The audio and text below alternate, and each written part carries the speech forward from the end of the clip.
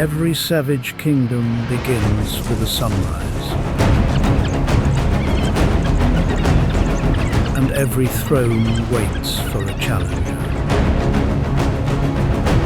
Which territory are you watching from? Tell us before we begin the most dangerous predators.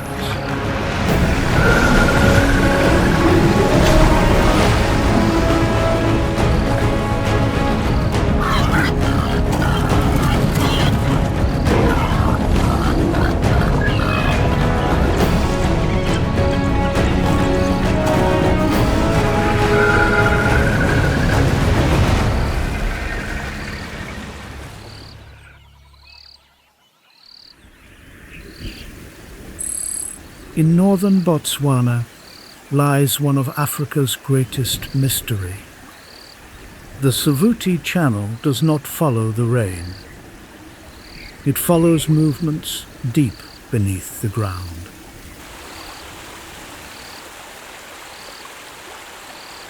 For years, the channel ran full, turning the marsh into a green paradise.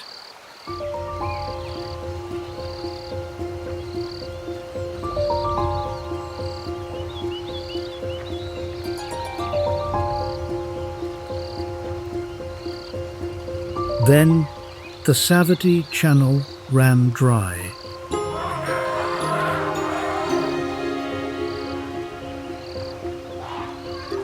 For decades.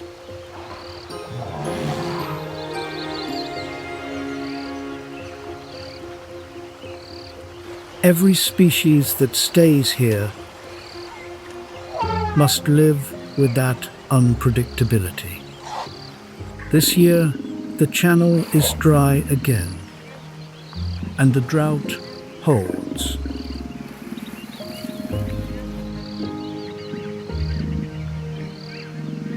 One waterhole remains. It is the center of all life here.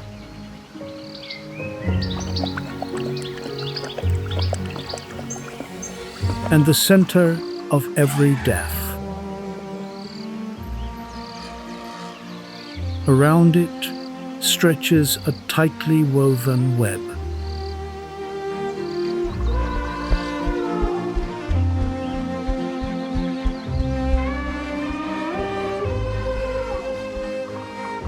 At the top of that web sit 4 empires. The Lion Pride, led by Queen Amara,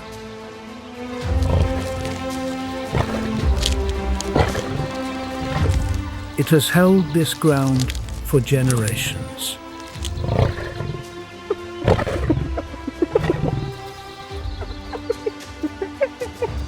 The Maro clan, famous as scavengers, but in truth misunderstood hunters.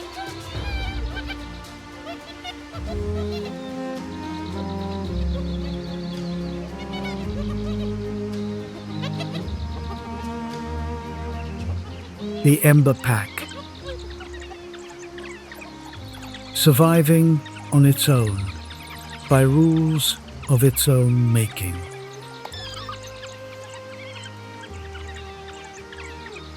And Keto, a solitary leopard, the one who always pays each time the other 3 empires collide. But the most dangerous of all may be the one that belongs to no grassland. It was there before the season of thirst began. And it will be there long after the thirst has passed. The days ahead hold only one question. When every territorial border closes in, which species will rule the savannah? Comment on a species before we continue the journey of Amara Pride.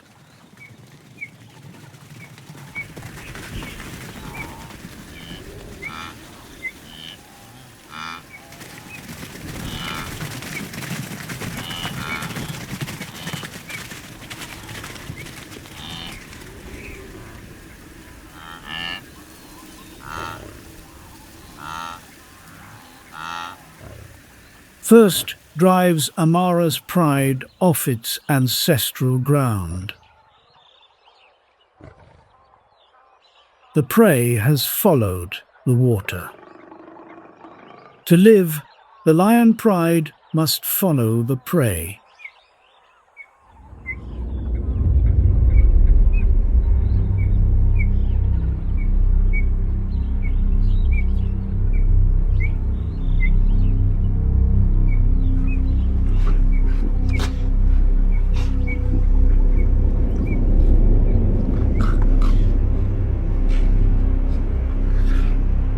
For a pride with cubs, this is the most dangerous gamble of all.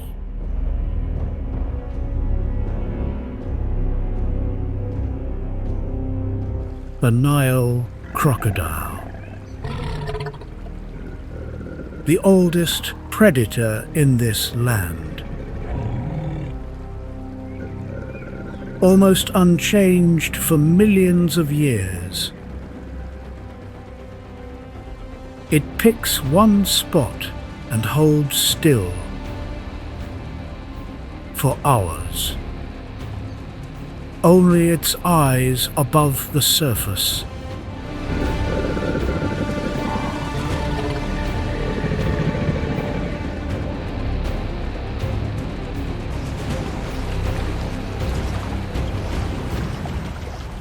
Waiting patiently for a single mistake.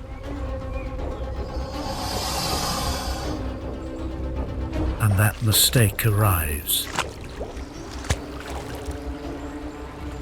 Its V-shaped jaws are among the strongest in the animal world. Nearly 70 teeth built to hold prey and never let go.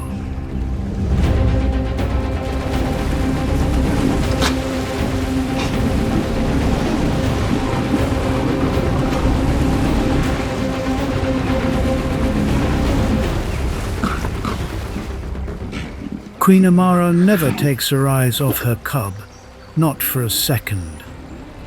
And that vigilance alone drags the cub back from the line between life and death.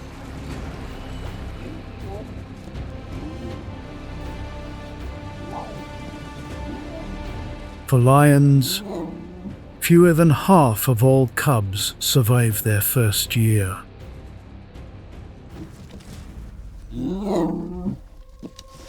Even where no crocodile jaws wait beneath the water. This river is the first link in a much larger web, where hippos hold the deep water. Crocodiles control the crossings, and every land animal depends on both. In a single morning, it reveals several rules running side by side.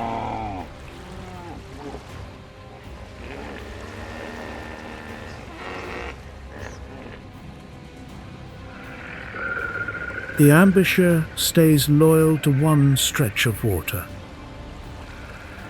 while the pride claims ownership through the strength of numbers.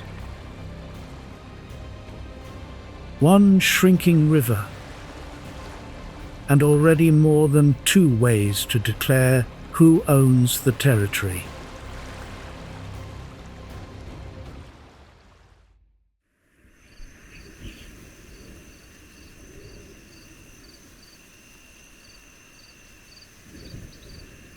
Dawn belongs to the grazing herds.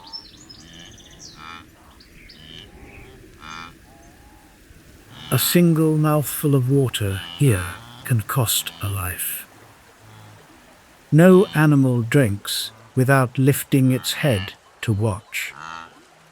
Where life gathers thickest, death stands closest.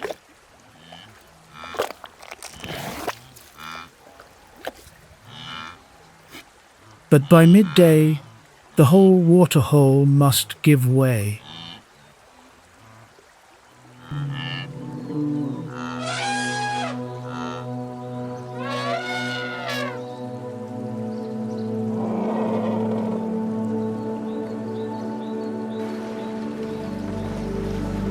Elephants are large enough that no predator dares provoke them.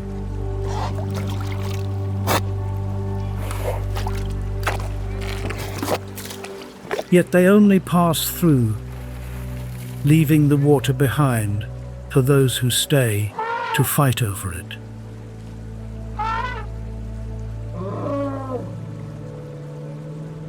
Meanwhile, jackals live off the mistakes of others.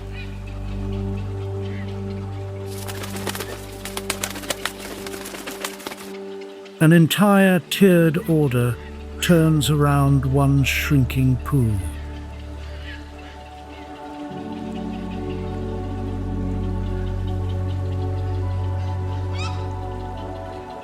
With every passing day, the water pulls back a little further, and the web draws tighter.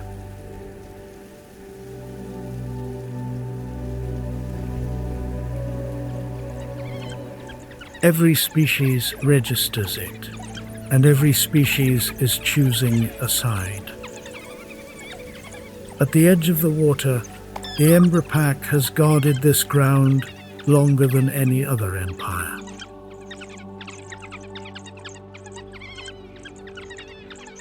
They have held it as though time itself were on their side. But in a season of thirst, a long history saves no one. Amara's pride is closing in.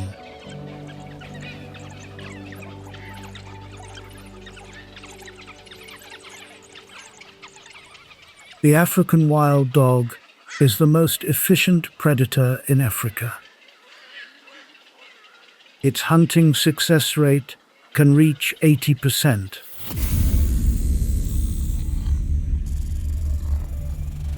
Three times the figure for lions.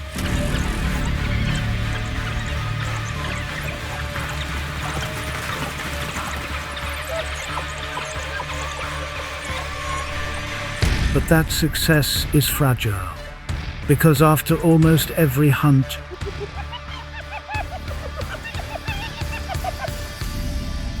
part of the prize is stolen by someone else.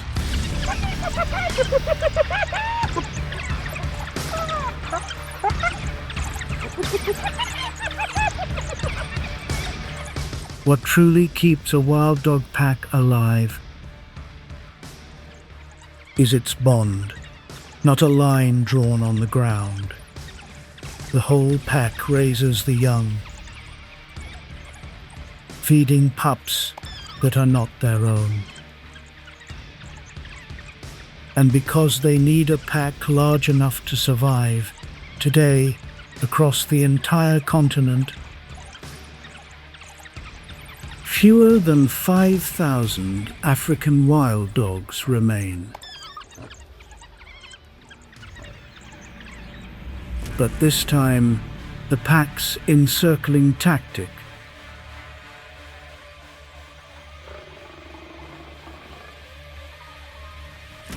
runs into a limit it cannot cross: raw weight.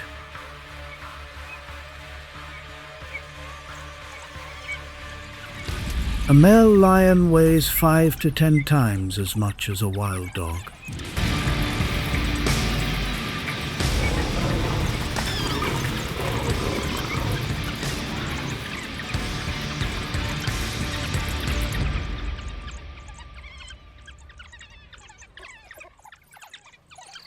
The wild dog pack holds for a moment, then breaks. They are forced off their ancestral ground, carrying a loss that will never be replaced. For a species already on the edge of extinction, losing territory is a long step closer to the end. And this is how the land works as a web. Each time one species shifts, the whole system moves with it. The one that loses ground pushes another aside, and that one pushes into the territory of a third. So what do you think wins? Numbers and tactics, or the power of a single individual? But the throne, the pride just won, will not hold until morning. Because in the dark, a third empire is already moving in.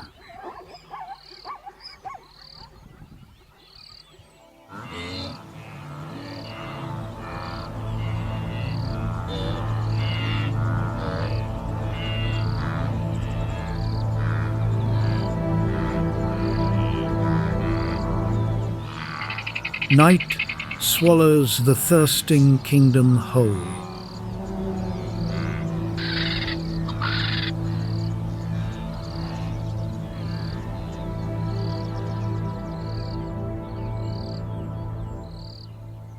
Quito lives a solitary life.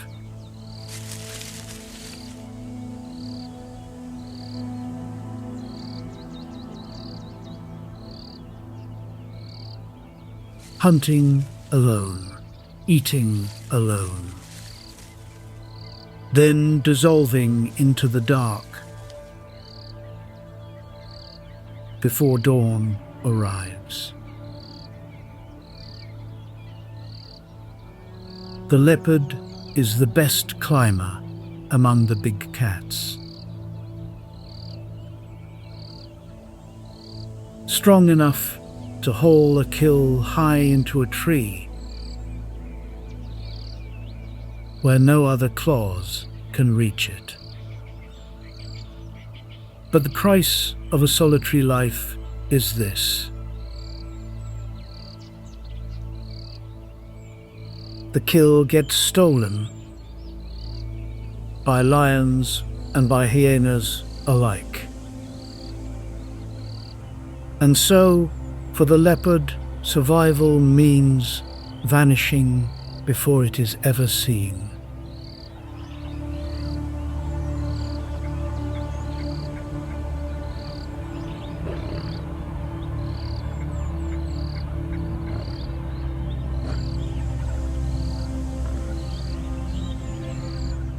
A new queen has arrived. But this territory has never been easy to rule. Even the prey here is strong enough to turn the hunter into the hunted.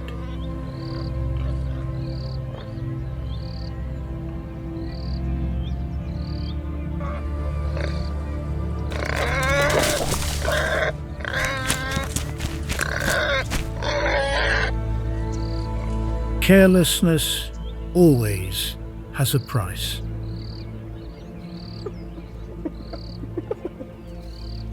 Which is exactly why reputation can mislead.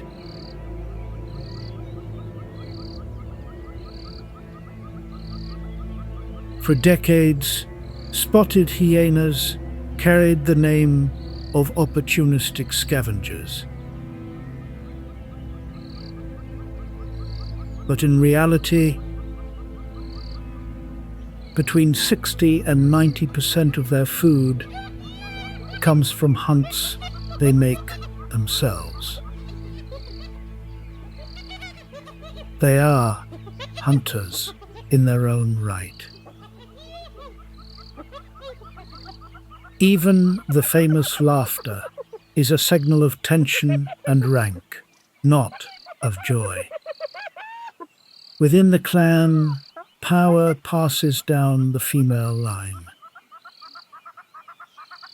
The offspring of a ranking female can outrank even the oldest adult males. The real strength of hyenas lies in how they organize. Small groups fanning out to patrol a vast range, then converging in moments every time the territory is threatened.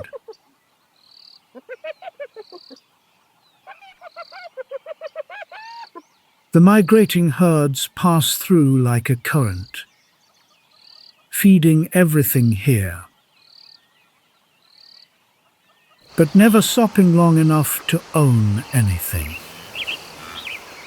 It is the ones that stay, the ones that hold a territory, that will fight for it to the end. And at the center of that web is the waterhole. The one resource that cannot be moved, and therefore the one worth trading everything for.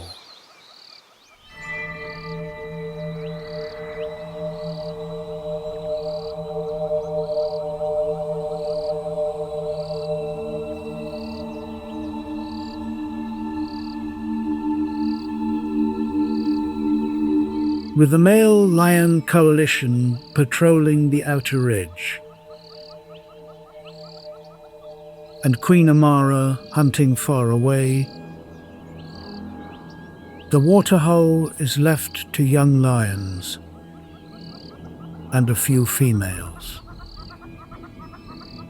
Its strongest line of defense now empty.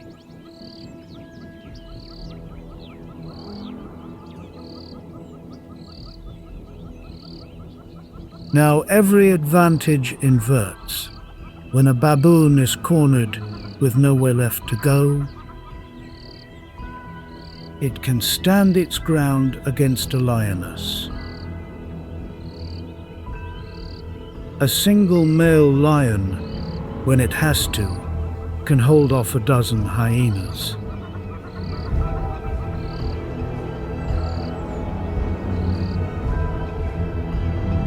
But at this waterhole, there is no male.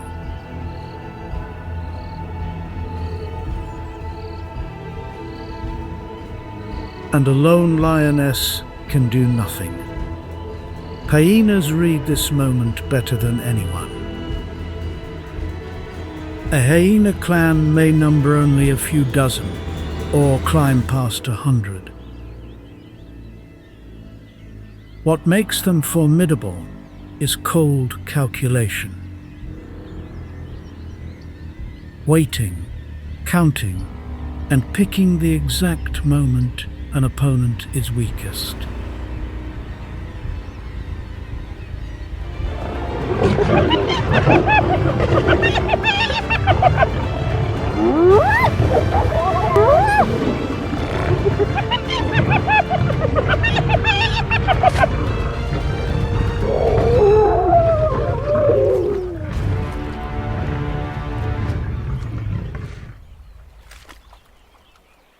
Pressure and timing are enough, within minutes.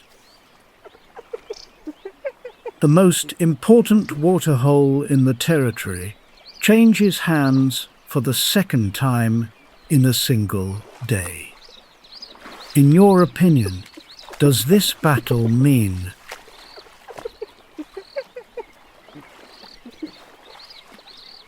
hyenas are stronger than lions?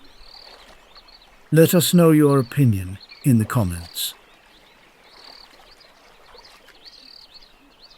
But now, the young lions lose for lack of numbers, not lack of courage.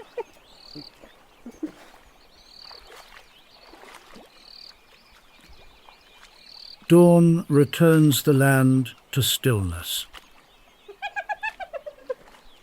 The hyena clan walks the new border, leaving scent on every clump of grass. A quiet message that this territory now belongs to them.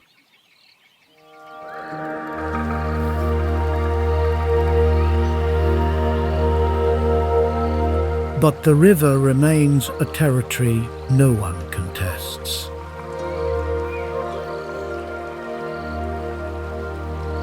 In the water, the Nile crocodile reaches its full power.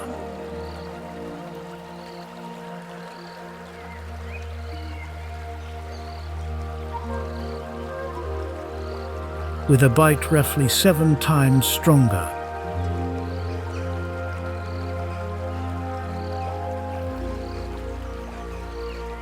than an adult lion's.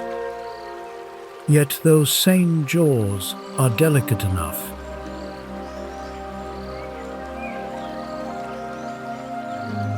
to carry an egg without breaking it.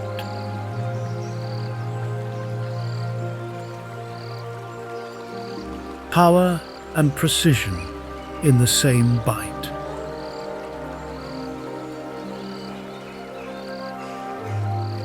But even against the oldest and most powerful predator here,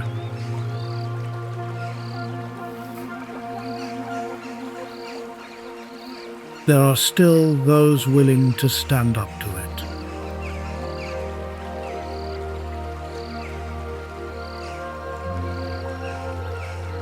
On the African Savannah, numbers sometimes beat teeth and claws.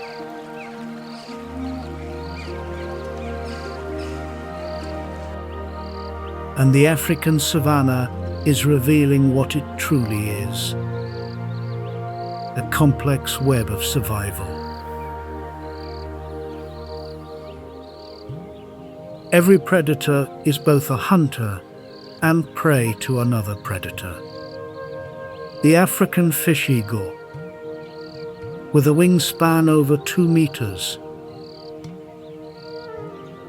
takes its fish in midair. Jackals trail the hyenas to pick up what is left. But a single defeat still does not shake the standing of the lion.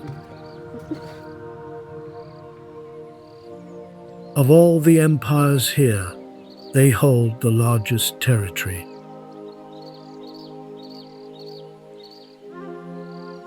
And they are the only species whose healthy adults have almost no natural predator.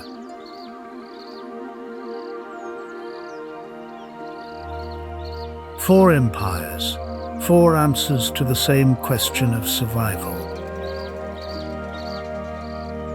Lions rule through numbers and power, hyenas through organization. Wild dogs through loyalty, and a leopard through invisibility. On this African savannah, power always belongs to whoever holds the right resource at the right moment.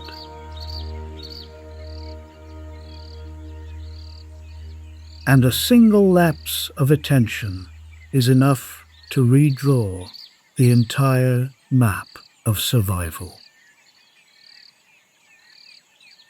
Which species changed the way you see the wild today? The ambusher beneath the water, the pack that held its ground for generations, or the clan that swept in at night? Tell me right below.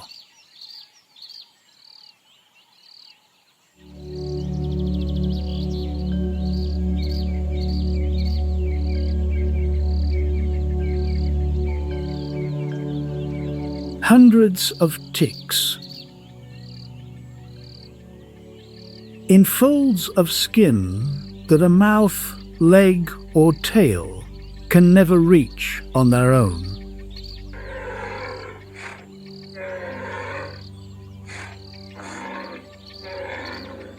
No solitary defense has ever proved sufficient. But the Cape buffalo has found a solution. Underwater, Wherever the ticks are thickest, that is where the fish swarm in the greatest numbers. For the school of fish, this is a nutrient-rich feast. Meanwhile, above the surface, the ticks become a familiar food source for yet another species.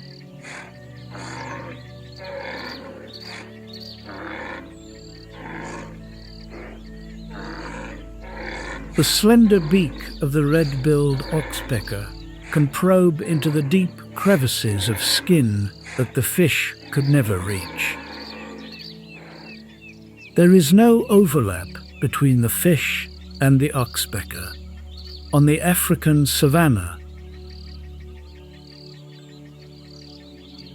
survival is not always dictated by confrontation. Sometimes it lies in simple partnerships.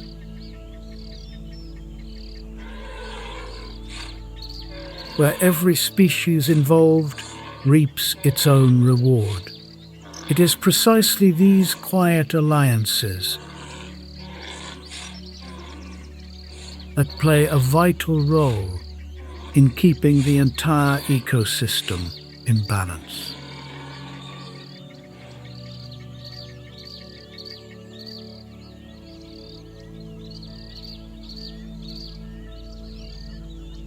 The Amazon rainforest spreads across 9 countries, with Brazil holding about 60% of its total area.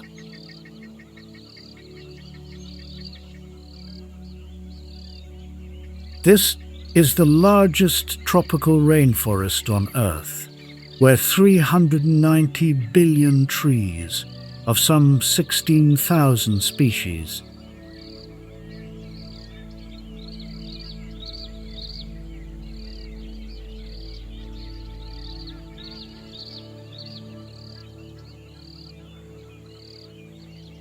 stand shoulder to shoulder beneath a canopy 100 to 165 feet.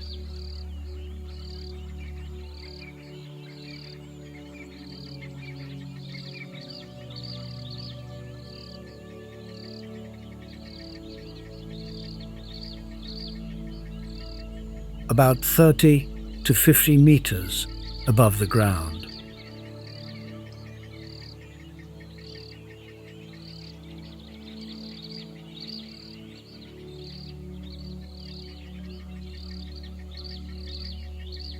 Millions of years ago, the rise of the Andes pushed the great rivers eastward, carving out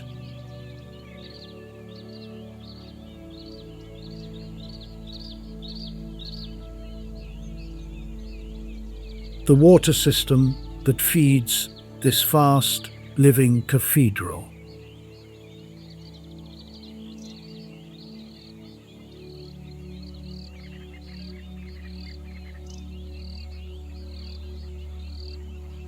This forest stores between 90 and 140 billion tons of carbon.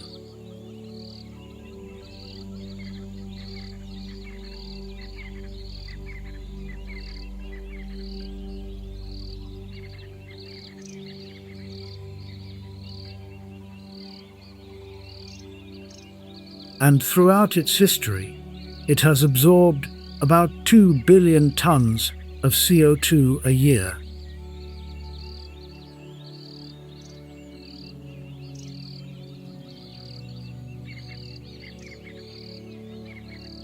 Though that figure is falling as deforestation accelerates.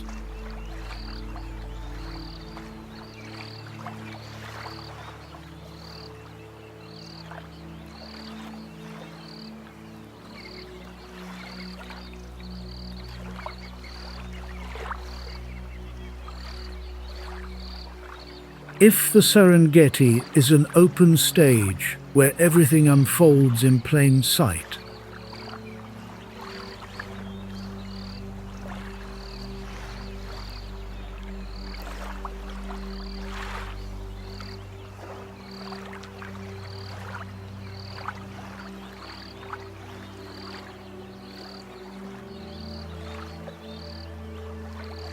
The Amazon is a closed labyrinth, where even the sunlight must struggle to reach the ground.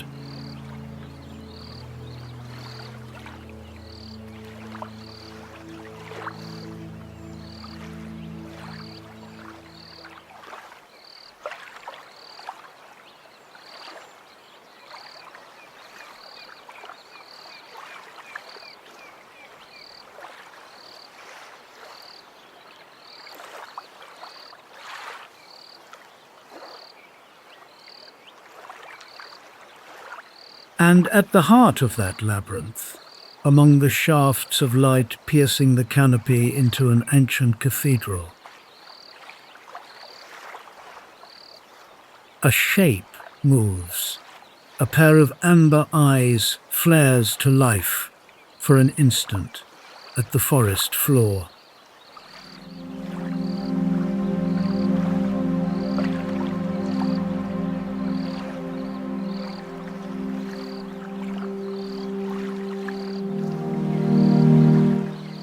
Then vanishes behind the massive buttress root of a titanic ancient tree.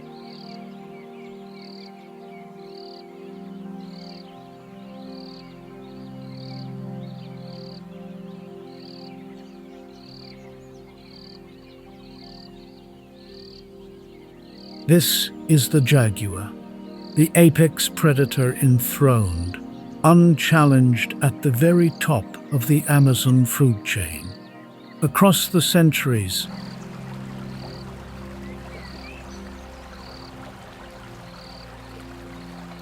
countless indigenous civilizations of the Americas revered the jaguar as a sacred symbol of power and the spirit world.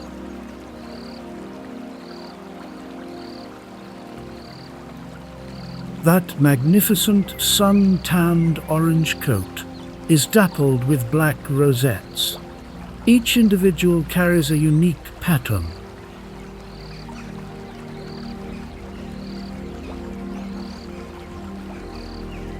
As if the ancient forest itself had inscribed an identity onto every great cat.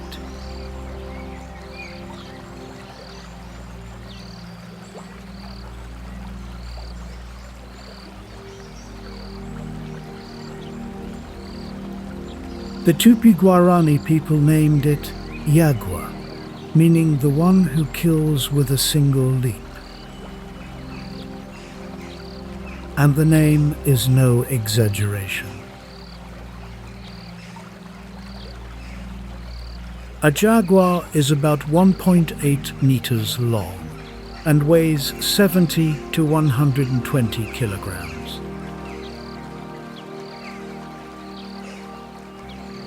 Smaller than a lion, yet armed with the strongest bite of any big cat on Earth.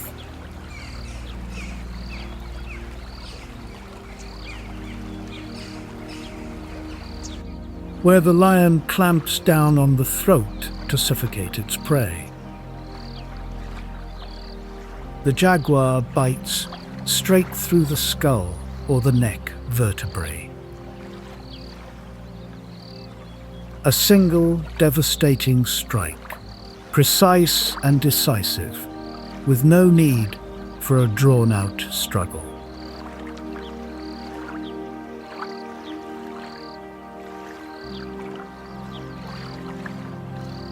But what makes the jaguar the true king of the Amazon is not only its bite.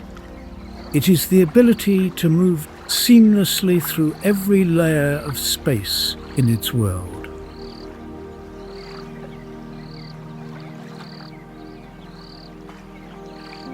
It plunges into the rivers to hunt caiman in their very own domain. It even hunts turtles, driving its canine eyes through the armored shell.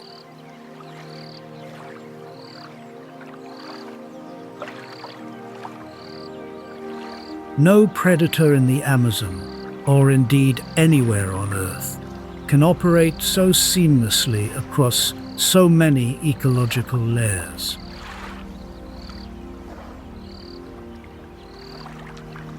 The territory of a solitary jaguar spans about 26 to 103 square kilometers, and it patrols every inch alone.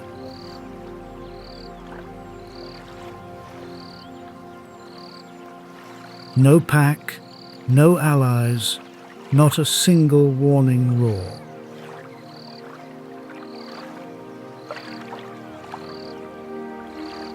Only silence and a flash of amber eyes in a single heartbeat among the leaves, then gone.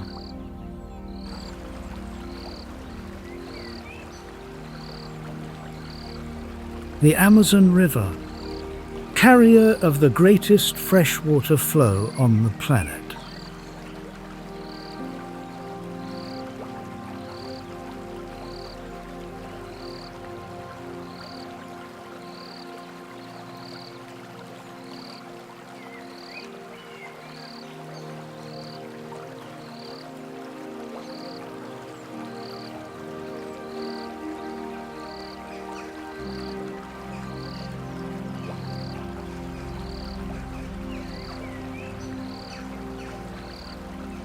More than 2,200 fish species live in these waters.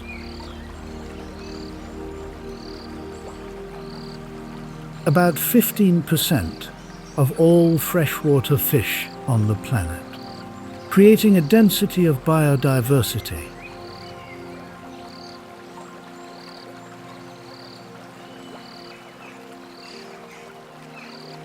No other river system on Earth can match. The anhiga, also called the snake bird, is the strangest hunter beneath the surface.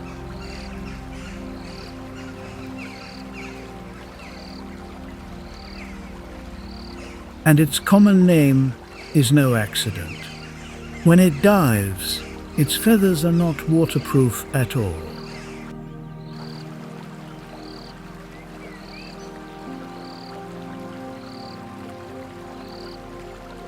Unlike almost every other water bird, which sinks its whole body below the surface, leaving only the long, winding neck above the water.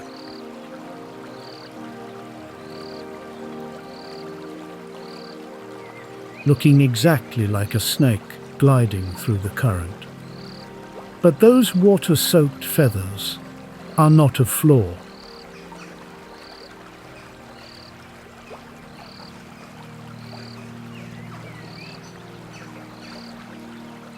They reduce buoyancy, letting the snakebird dive deeper and maneuver underwater more nimbly than any other bird.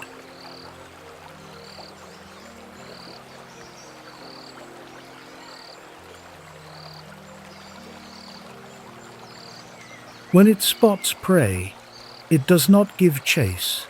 Instead, it drives its dagger-like beak straight through the fish's body.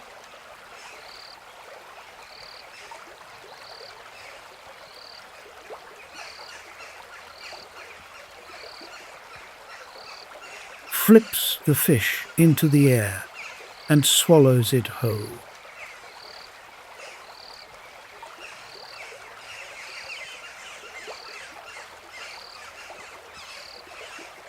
After every hunt, the snakebird must perch on a branch by the river and spread its wings to dry in the sun.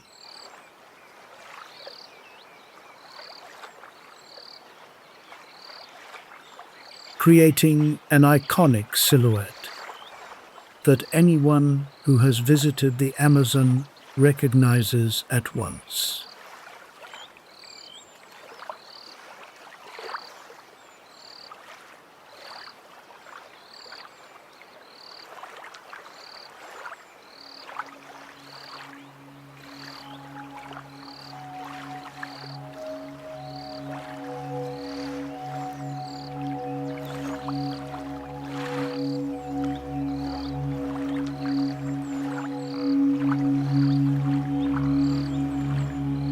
Deeper in the river, the piranha, the fish with the worst reputation and the most feared in all the Amazon.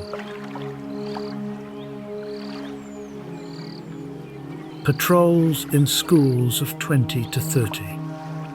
Their teeth are sharp as a surgeon's scalpel.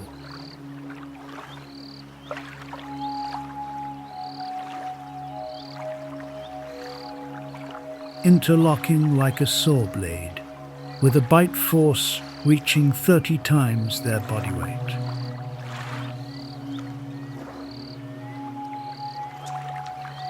A school of piranha can strip clean a large carcass in just a few short minutes.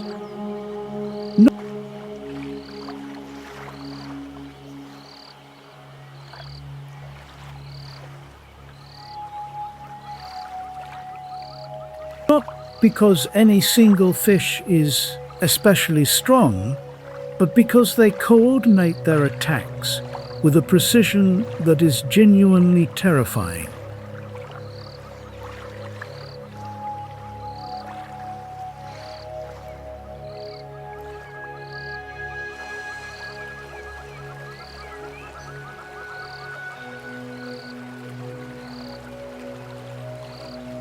But the truth is far from the myths of the movies. When food is plentiful, the piranha eats mostly plants and carrion.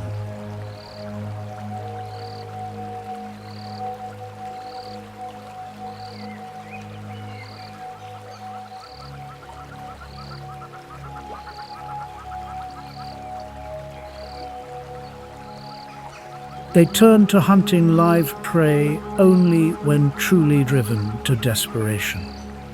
The piranha is not the frenzied killer the movies invented.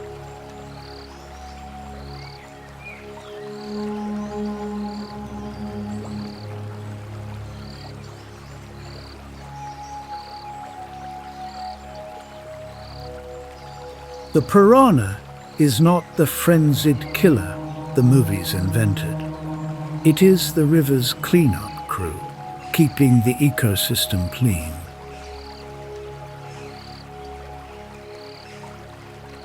But above all those underwater hunters stand two creatures even the jaguar treats with caution.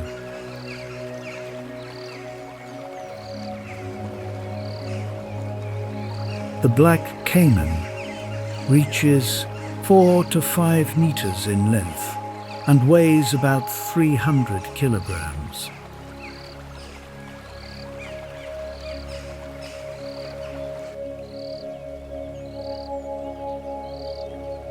The black caiman is a supreme ambush predator and the largest member of the crocodilian family in all the Americas.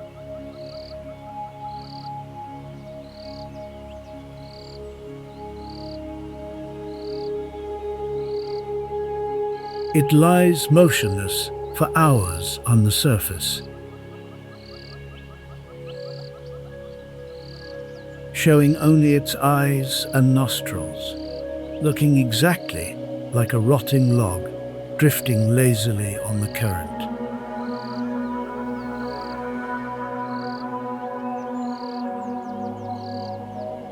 Prey comes to the water's edge to drink, suspecting nothing, because that log was there long before they arrived.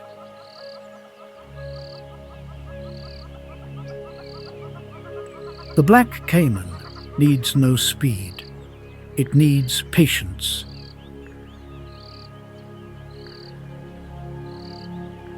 And 85 million years of evolution have honed that patience to absolute perfection.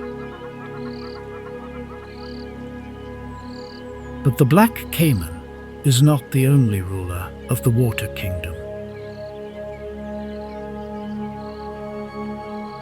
The giant anaconda, 5 to 6 meters long and over 100 kilograms, kills by constriction.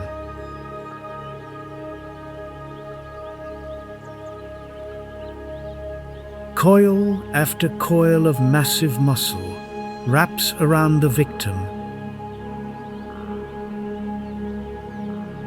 tightening a little more with each breath the prey exhales.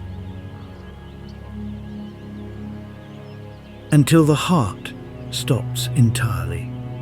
The anaconda has no reason to hurry.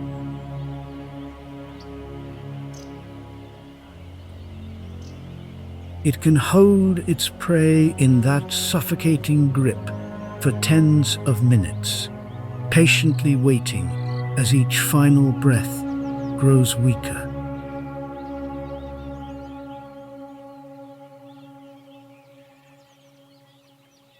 Until at last, only silence remains.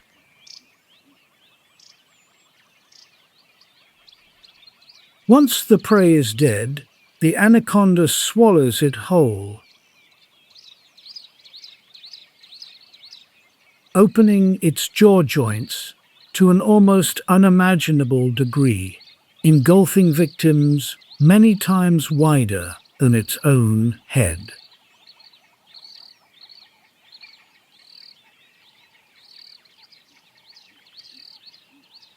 If the black caiman is a sword, swift, precise, lethal,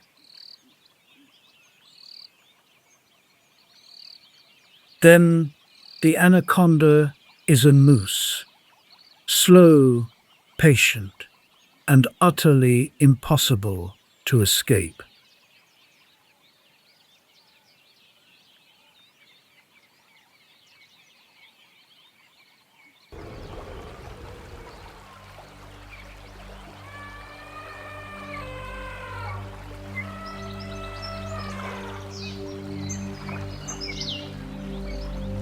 "4 years, holding a territory the size of a major city.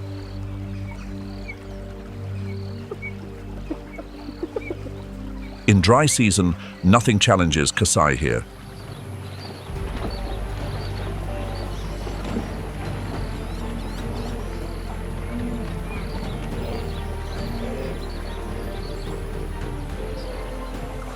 But this is flood season.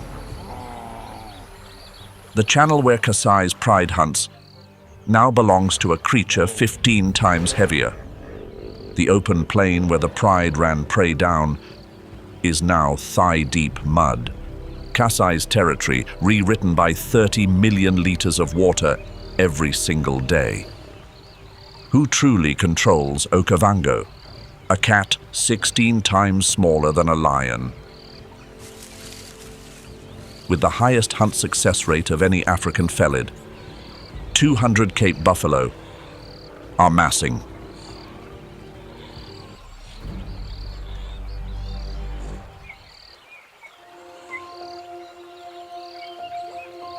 It begins with the story of water. The Angola highlands receive rain from January. That rain builds into the Cubango River and flows south, unhurried, unstoppable. When the flood peaks in July, 30 million liters pour into the delta every day. Not one drop reaches the sea. This is a completely closed system. Okavango is called the Jewel of the Kalahari, not for its beauty alone, but because without it, every living thing across 930,000 square kilometers of surrounding desert cannot survive the dry season. Okavango is the last anchor.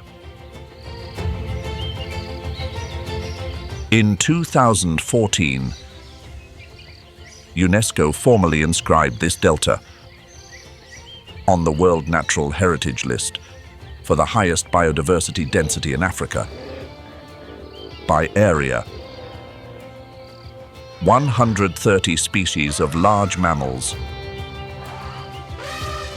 over 500 species of birds, 70 species of fish. In flood season, every boundary is erased by water and power redistributes from the beginning.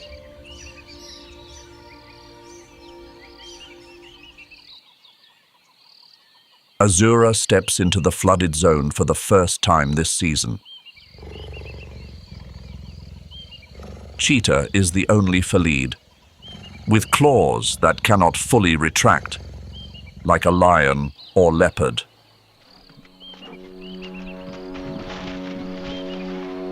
That is why cheetah reaches 100 kilometers per hour on firm ground. The terrain changes every calculation. Azura needs 8 to 12 successful hunt attempts each day to meet the caloric needs of the whole group. In flood season mud, each attempt burns twice the energy. 200 meters away, Tamer stands on top of a termite mound, listening. Serval has the largest ear-to-body ratio of any African wildcat. 32 separate muscle groups control each ear, compared to 12 in a domestic cat. Both ears operate completely independently. Left ear scans left, right ear scans right, creating three-dimensional sound triangulation.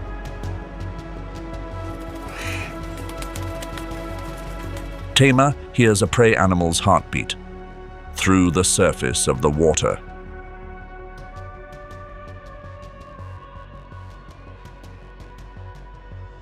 That is the ideal distance to begin a hunt on firm ground. But between Azura and the gazelle are 180 meters of flood season mud. The gazelle only needs to run fast enough to reach deeper mud.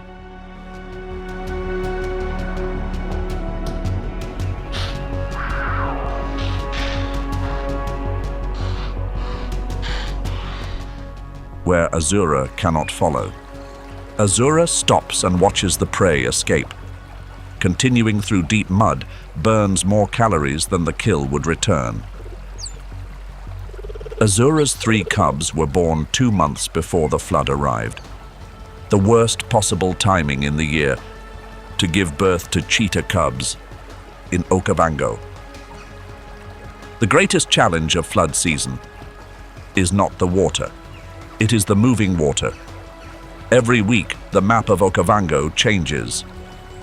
The island Azura used as a base last week is now completely submerged. Adapting to a shifting landscape is what Azura is teaching her 3 cubs this flood season. How to read water. Darker water means deeper water. Deeper means slower. The movement of reeds reveals current direction. The tracks of large animals like zebra and Cape buffalo mark the safe routes. Lechwe is the most vivid lesson that flood season teaches Azura. The lechwe's hind legs are longer than its front legs, the opposite of almost every other hooved animal. In flood season, lechwe becomes the one prey no one can catch in shallow water. And shallow water is 70% of Okavango's surface area for 7 months. Clean contact. Serval's hunt success rate in Okavango flood conditions exceeds 50%, highest of any African felid in flood season. Okavango flood season redistributes every advantage in ways no species can resist. Leopard, serval, cheetah. Every species finds its own solution, but only one finds the best one. Flood season demands more than speed. It demands flexibility.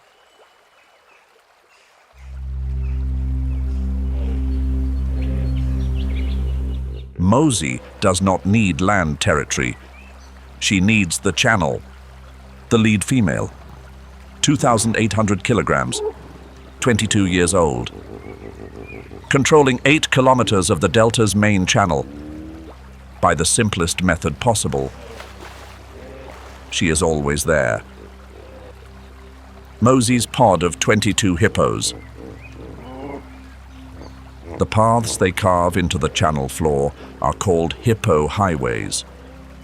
grooves 80 centimeters deep and 1.2 meters wide, running along the channel in the direction that optimizes flow. The channel ecosystem is maintained.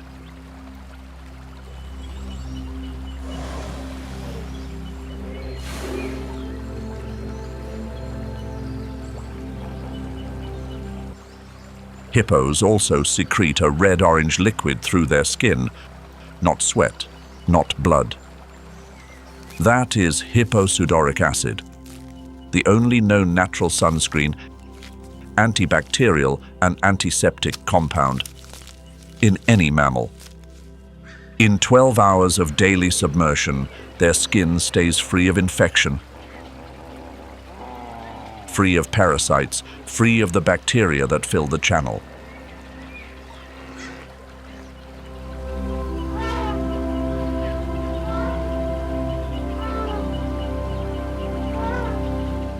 On the north side of the largest termite island in the area, a herd of elephants is working, building.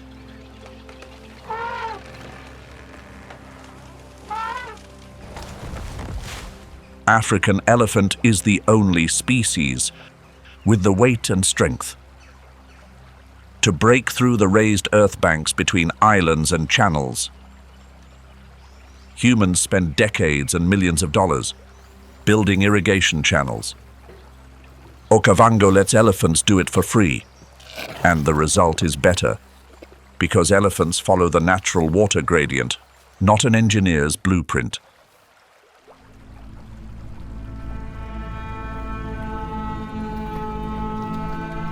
Prey only 80 meters away, but between Kasai and the Lechwe herd is a channel 1.5 meters deep. A 190-kilogram lion in 1.5 meters of moving water is not a threat. It is a heavy object being pushed sideways by the current.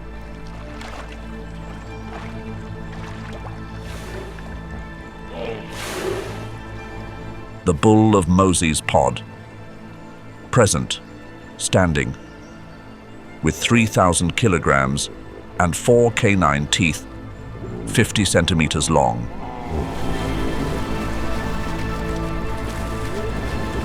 First defeat of this flood season.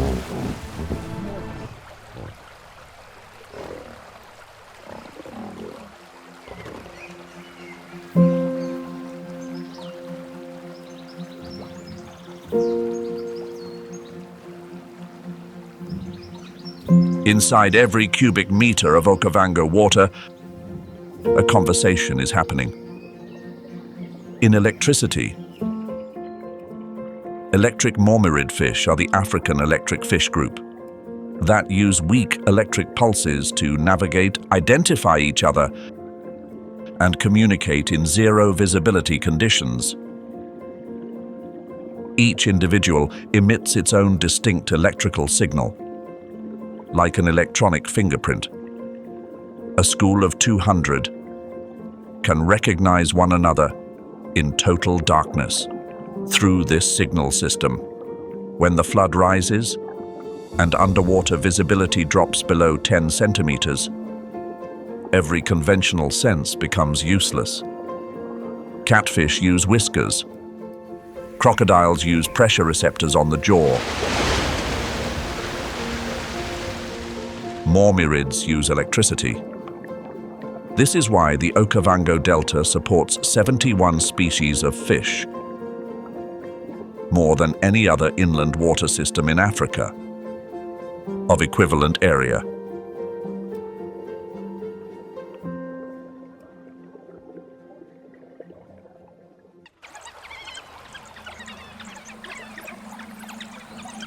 The Mzima pack has 11 African wild dogs, and one rule: no one eats alone. This system is a resource conservation strategy.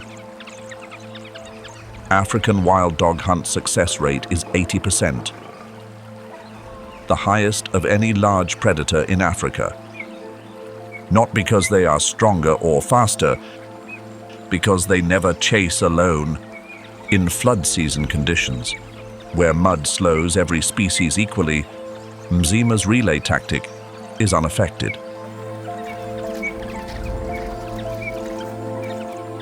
The Mzima pack spent 5 days mapping the new channel territory before beginning to hunt in flood season. 5 days observing water flow direction, the locations of shallow crossings, the daily routes impala take when drinking. Mzima knows the flood season terrain better than any newly arrived species.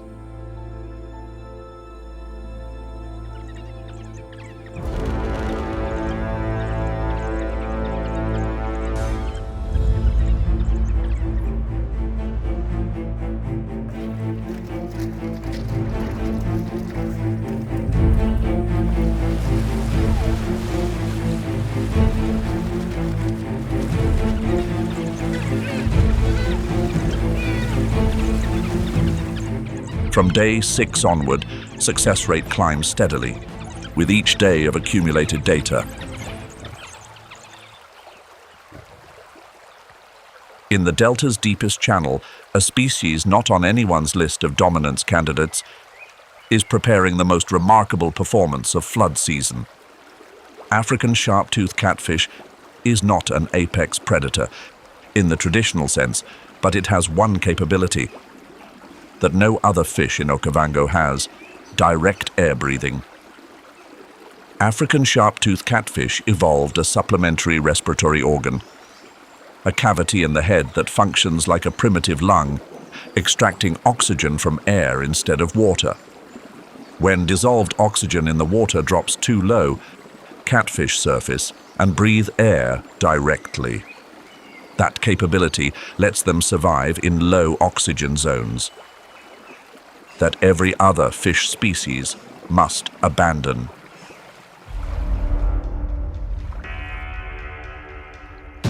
Kasai needs to cross the channel to reach the land on the far side. In dry season, this is a 20-second swim through shallow water. In flood season, the channel is 3 times wider and 1 meter deeper. The hippopod sits between the start and the destination.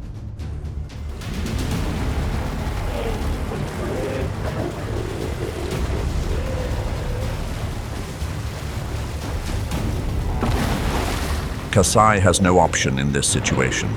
The lion no longer controls this place.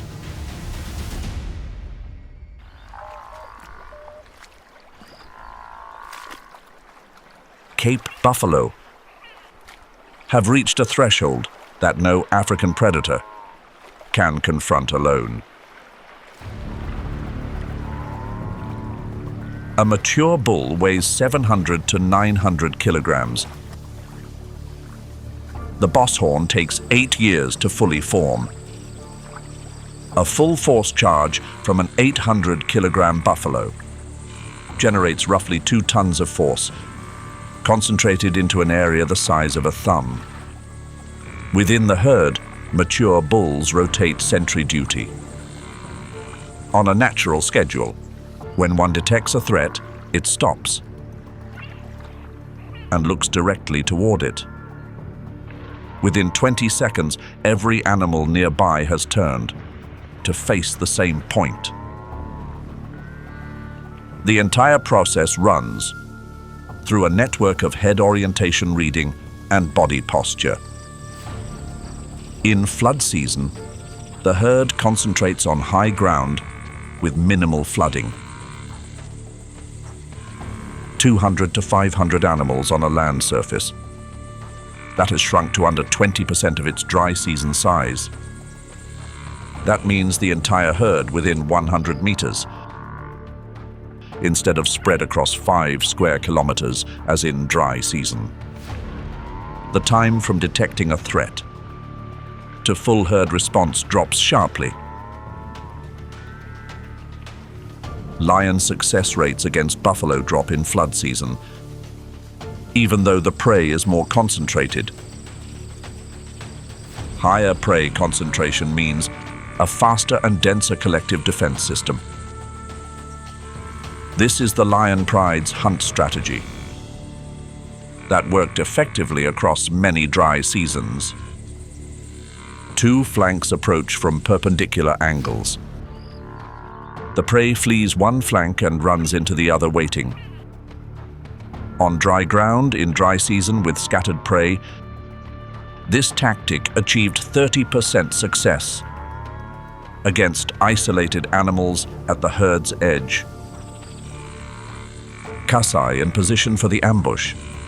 Wind direction correct. Ideal distance by dry season experience. But the herd does not respond like individual prey. The pride executes every step of the plan. But the herd does not panic.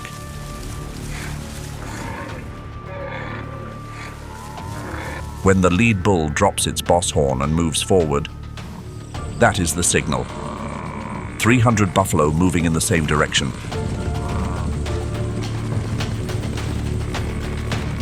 Creating a combined mass of around 200 metric tons. The herd does not chase them into the water. The objective is not to destroy the lions. The objective is to push them beyond the herd's safety radius. Once Kasai crosses that threshold, the herd stops and turns back. Kasai's defeat against the buffalo herd causes no immediate harm to the pride's health. Lions can go without eating for 14 days and maintain full hunting capacity. But this defeat has a dual ecological consequence. First, the 300-strong buffalo herd occupies the highest ground. That same ground is where impala and zebra concentrate. Being pushed outside the 50-meter radius of the buffalo herd means losing access to 80% of available prey in the zone. Second, this is how buffalo restructure the lion's hunting map in flood season.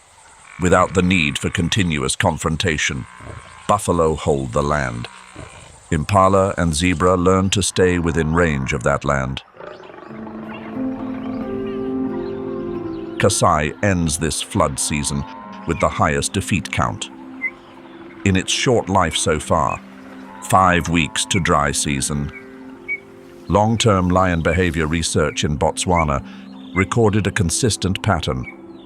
Lions that experienced at least one complete flood season between ages 2 and 5 had a 40% higher 5-year survival rate than lions that did not. Failure does not mean lost capacity. Failure means exposure to pressure that dry season never generates. And exposure to that pressure is how the lion's brain builds a library of responses for situations that inherited experience cannot prepare for.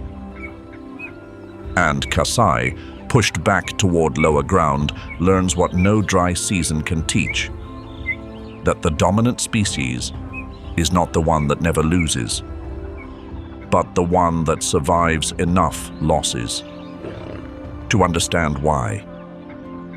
And next year, when the flood rises again, Kasai will not approach a herd of 300 buffalo at that same distance, with that same plan, because this delta does not forgive those who do not learn, but it never refuses to teach.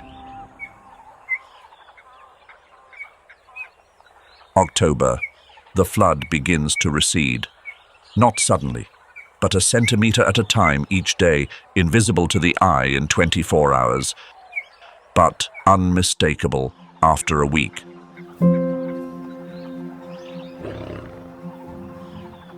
Mud exposed under sun.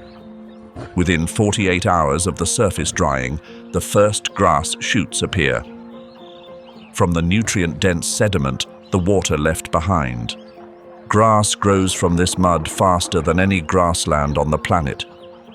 Because Okavango sediment carries alluvial deposits from Angola at 1,700 meters elevation, rich in tropical minerals that lowland plains cannot generate themselves. New grass is not just food, it is a signal. Zebra arrive in the second week after the grass appears. They can smell new grass from 20 kilometers downwind. Then wildebeest, then impala. And when enough prey gathers on the new floodplain grassland, the delta calls the lions back. Firm ground returns 80 kilometers per hour to Kasai. Flat plain returns the capacity for straight-line pursuit. Open ground without dense vegetation returns a 300-meter visual advantage. Azura also returns to the dry floodplain. Hunt success climbs from 25% in flood season mud back to 45% on firm ground. Azura's 3 cubs grew through 7 months of flood. By learning to hunt smaller prey in difficult conditions, field mice, lizards, small birds in shallow water. Not the skills of an adult cheetah, but skills impossible to learn on dry ground. All 3 will become adult cheetah,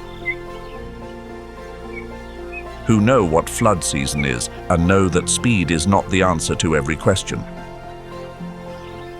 Tama loses the catfish frenzy advantage when the water recedes, but in 7 months of flood, she accumulated enough energy to reproduce successfully.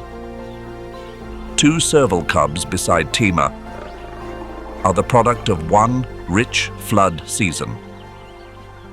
Serval produce 2 to 3 cubs when conditions are good, and 1 or none when conditions are poor. Flood season is the best possible conditions for Tama. 2 cubs surviving to October is a rare success rate in the wild.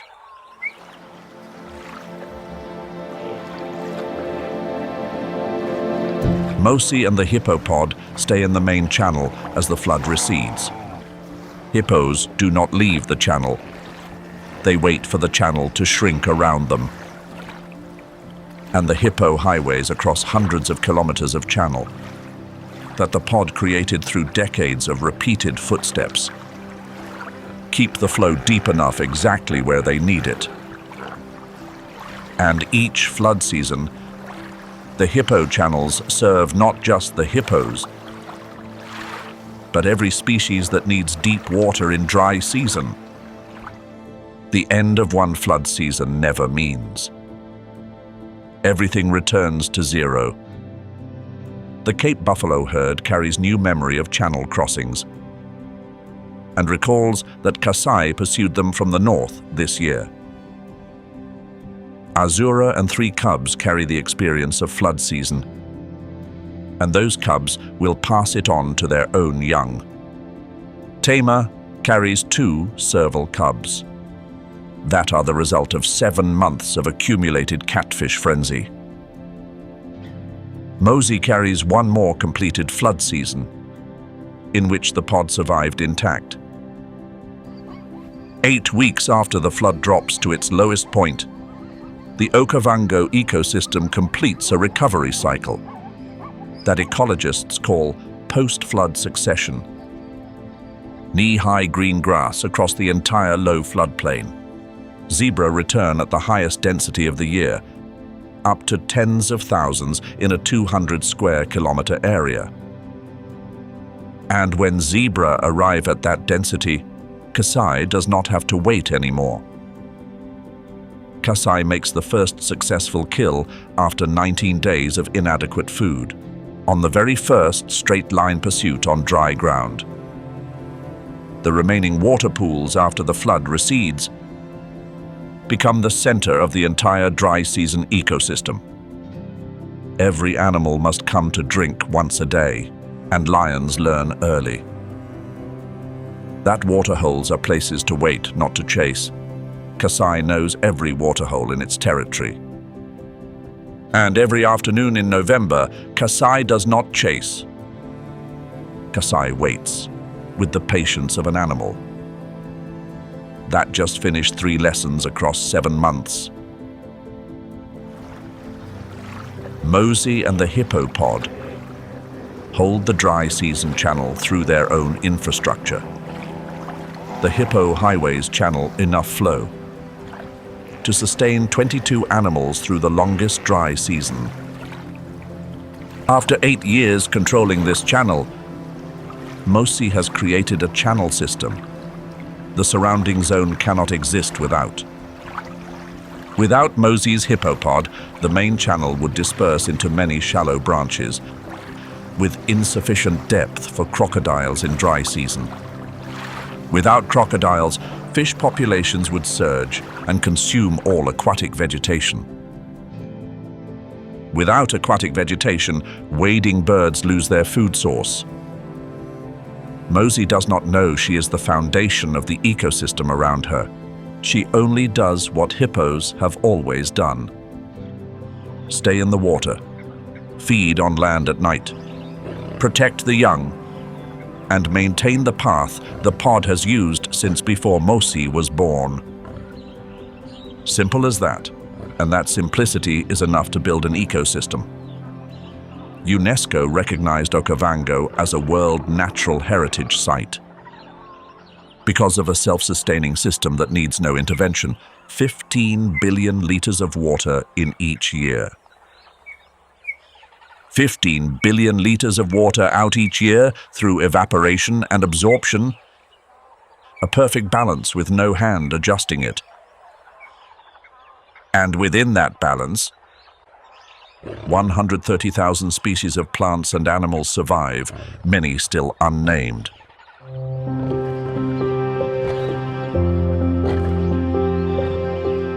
Kasai stands on the highest termite island in the area at dusk. The delta spreads out ahead, equal parts water and land, the boundary unclear even from the highest vantage point. Scientists call this behavior sentinel behavior. But Kasai is not watching for enemies. She is reading the terrain. Ecology has a concept called temporal niche partitioning. Not who occupies the most space wins, but who chooses the right moment. Serval chose the 7 flood months as a peak season, when catfish frenzy delivers enough protein to reproduce. Hippo chose the deep channel as a permanent domain across both seasons, because the channel never dries where the hippos live. Cape buffalo chose collective action as their weapon, one that cannot be broken by any single individual. Wild dog chose relay tactics, unaffected by changing terrain conditions. Lion chose speed and power, which dominate the 5 dry season months absolutely. Okavango is not where the strongest wins. Okavango is where the most fitting wins, the one with the right season, the right terrain, the right way of life. And every year, the definition of most fitting shifts with the rhythm of 30 million liters of water every day. Kasai has dominated this territory for 4 years without a meaningful defeat on dry ground.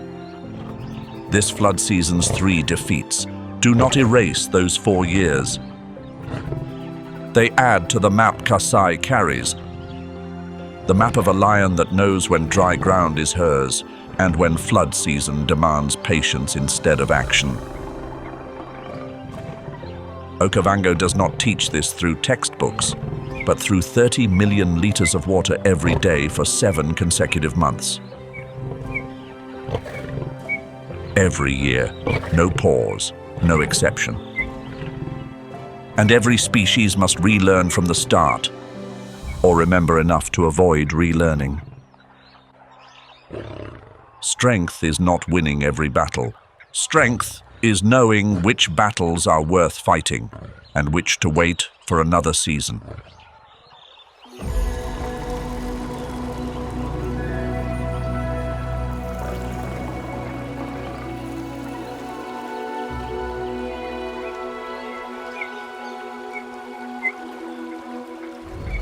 When Angola's rain falls on the BIC plateau in January next year, the cycle begins again. Water flows down the Cubango River for 1,200 kilometers. Through Angola, through Namibia, into Botswana. 4 months to reach the Kalahari. And when it arrives, the delta meets it with everything learned from the season before. Serval will again command the termite islands when the flood rises, because termite mounds are still the highest ground. Hippo will again control the deep channels, because the hippo highways are still the water's path. Wild dog will again spend 5 days mapping terrain at the start of the season, because those 5 days are why the 78% success rate exists. Thabo will again mark the eastern termite island, because warthog do not abandon territory, only adapt to what the flood changes. And Kasai will wait again, patient, because lions know their season. This is Okavango, not where the strongest always wins, but where those who know their moment always survive. Greatest wildlife fights in the jewel of the Kalahari. Every flood season in Okavango rewrites the balance, and the species that know this do not need to win every battle. They only need to survive until their season comes. If you want to know what happens when Okavango dries completely, when the channels disappear and every species competes for the last remaining water, the next story is waiting. Hit subscribe and don't miss it. 30 million liters of water every day, 7 months every year. 2.5 million years without interruption. This is Okavango. And every flood season, the lesson is rewritten. Not in ink, but in mud and water. And the memory of species that have lived here longer than any human. The only question Okavango puts to every species is also the simplest. In this season, who are you?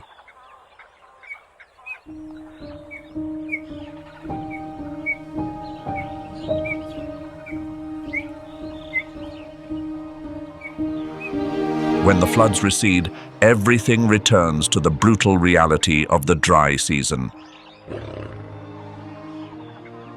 The African Savannah is not the only place where evolution has forged a ruthless food chain. Nearly 9,000 miles away across the Atlantic, another great furnace burns. Here, supreme power does not operate under blinding light. It hides in shadows that crawl across the earth and whispers in absolute silence. Ground temperature reaches 80 degrees Celsius. Air rises like steam from a scalding pan, bending the horizon into shimmering, trembling mirages.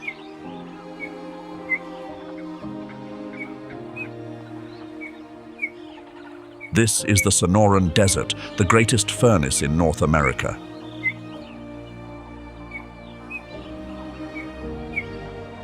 Stretching across more than 100,000 square miles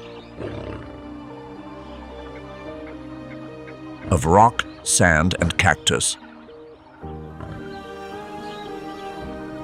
running from Arizona through California and cutting across Mexico.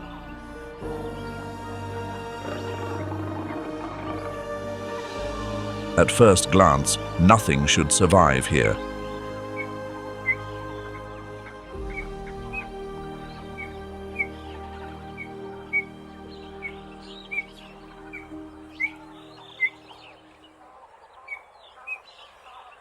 The answer begins at the bottom of the food chain. Here, a creature that must live every single day. as if it were the last, the desert cottontail. Weighing barely 3 pounds, around 1.3 kilograms, and stretching just 15 inches long, it is a moving meal for almost every predator in the Sonoran. Its greatest survival weapon is a pair of massive ears that account for up to 14% of its body mass. Those ears are a perfect biological heat dissipation system. A dense network of capillaries inside the ear expands under the heat, radiating body temperature out into the air. Without this mechanism, the desert cottontail's blood would, in the most literal sense, boil from the inside out. At dawn and dusk, when temperatures drop slightly, the cottontail finally leaves its shelter. It moves using a technique known as shade hopping, leaping from one patch of shadow to the next, as if the ground between them were molten lava. Each leap carries a life or death calculation. The distance between two patches of shade, the sun's angle, and the direction of wind that carries the scent of predators. Every predator wants the desert cottontail, but not everyone dares touch the creature that comes next. The desert horned lizard is tiny, moves slowly, and at first glance resembles a rock that grew legs. Its body is encased in a layer of razor-sharp spines, making it a meal that is, in the most literal sense, impossible to swallow. Any predator foolish enough to try will find dozens of spines driving through the roof of its mouth. Its camouflage allows it to blend completely into desert rock and sand, but that is only the first line of defense. When cornered, the horned lizard activates a weapon no other reptile on the planet possesses. It shoots a jet of blood from the corners of its eyes, up to 1.5 meters. Its blood carries an intensely bitter compound that forces coyotes, foxes, and even snakes to spit it out and retreat immediately. The most terrifying biological weapon in the desert does not come from claws or venomous fangs, but from a pair of eyes. In the Sonoran food chain, the horned lizard has proven one truth. That defense is the currency of survival. No speed required, no great size needed. Just make yourself too terrifying for anyone to bother.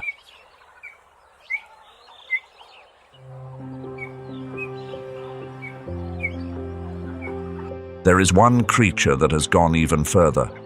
It uses neither blood nor spines to defend itself, but weaponizes the fear of others. The burrowing owl, the only owl in the Sonoran that lives underground. Unlike its relatives, it hunts during the day, taking insects, small mice, lizards, and anything it can fit in its beak. Its unusually long legs allow it to sprint across open ground, making it a ground hunter wearing the mask of a sky predator. The burrowing owl does not dig its own burrow. It squats. Any abandoned tunnel left by prairie dogs,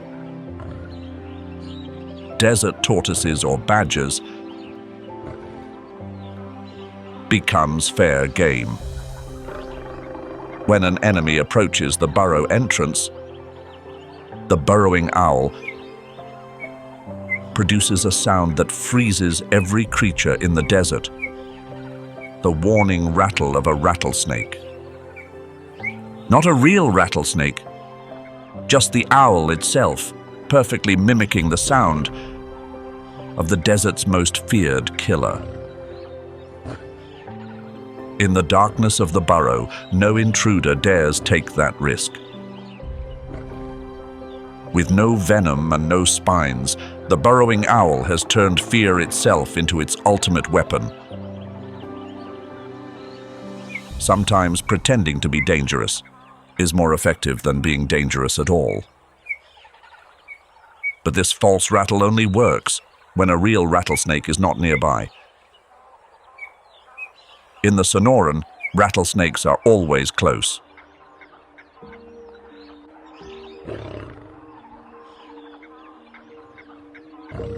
The coyote is the greatest opportunist the Sonoran has ever produced.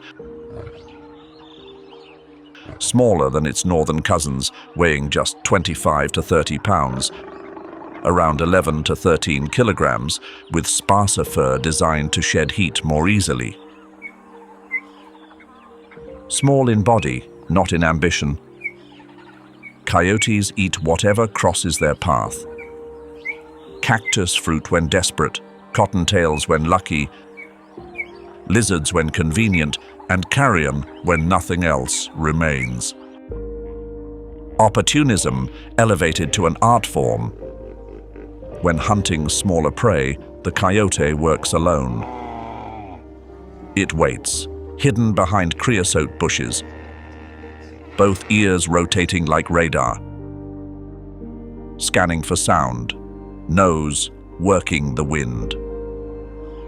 When a cottontail appears 30 feet away, the coyote transforms into a launched arrow, accelerating to 40 miles per hour, around 64 kilometers per hour. But on steep rocky slopes, the coyote concedes to the desert bighorn sheep, creatures that can scale vertical rock faces at 15 miles per hour. Only when facing large prey on flat, open ground do they shift to pack hunting tactics.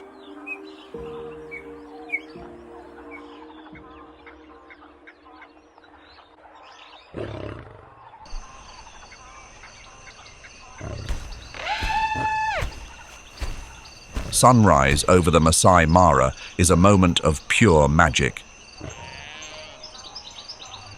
In the crisp morning air, the topi shake off the remnants of sleep.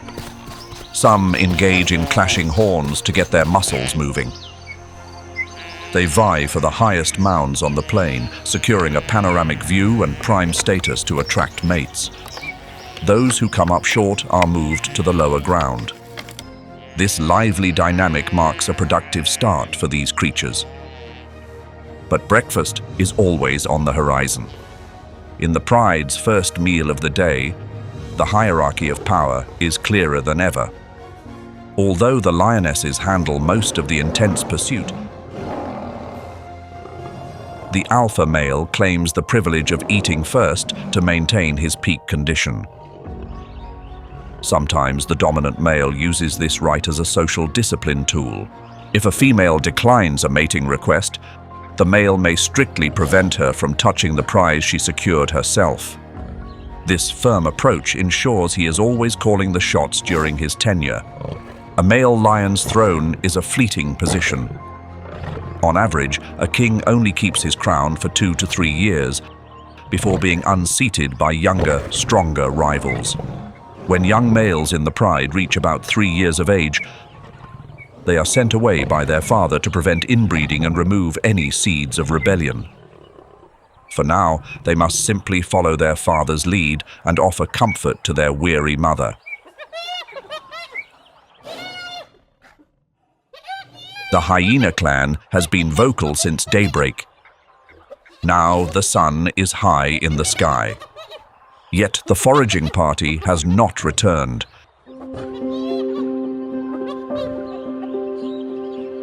This male hyena has just finished his search.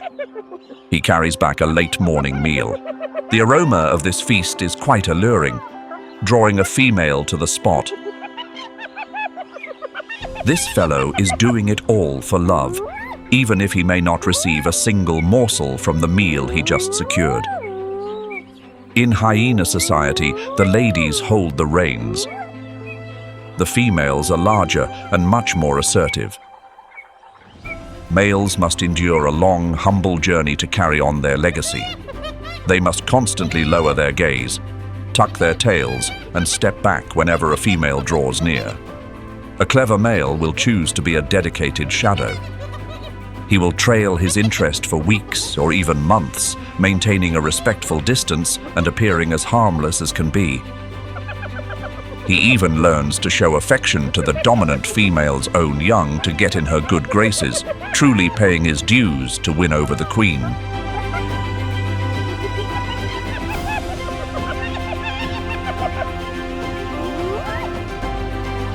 The demanding cycle of life for newborn hyenas begins with their very first breath. Unlike most other mammals, spotted hyena cubs enter the world with a full set of teeth and eyes wide open. Their quest for status ignites within the first days of life. To secure prime access to their mother, these little ones are ready to contend with their own siblings. This trial determines who will lead in the future social order. For the entire first year, mother's milk is their sole sustenance. They cannot process solid food until they reach 8 months of age. This reliance requires the mother to dedicate all her energy to protection and care before beginning a new reproductive cycle.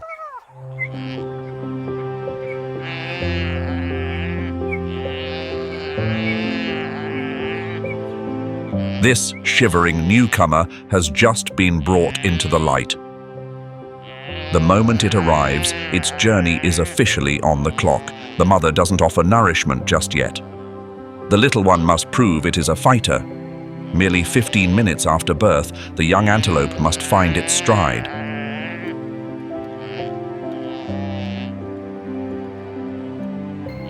Only after showing its agility does the calf receive the reward of nutritious milk. This urgency is no coincidence. The reproductive window for the topi is incredibly narrow. A female has only a single day each year to secure the next generation.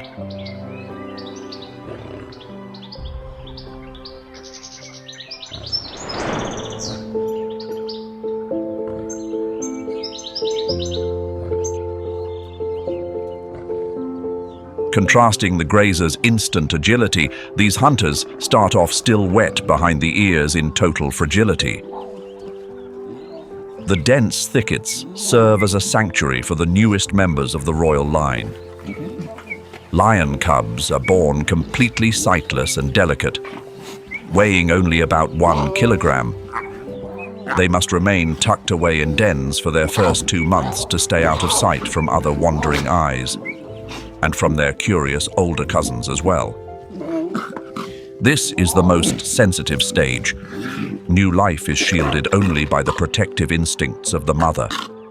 Quite a distance away lies the territory of the lion pride, a large family unit. Prides in the Masai Mara can reach up to 20 individuals. Strength resides in the unity of the female alliance. They form a supportive matriarchy, where lionesses co-parent the young and hunt together.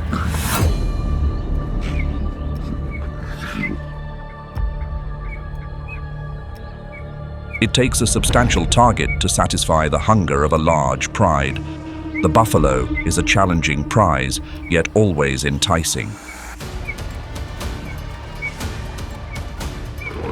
Even when the strongest males have secured the catch, the young ones still hesitate, as if finding their feet in this world. Typically, the dominant males do not spend much time hunting. His role is that of a guardian of the boundaries. He patrols the borders constantly, marking territory and leaving scent paths to warn any intruders. It is all to safeguard the pride's reign and the well-being of the little ones.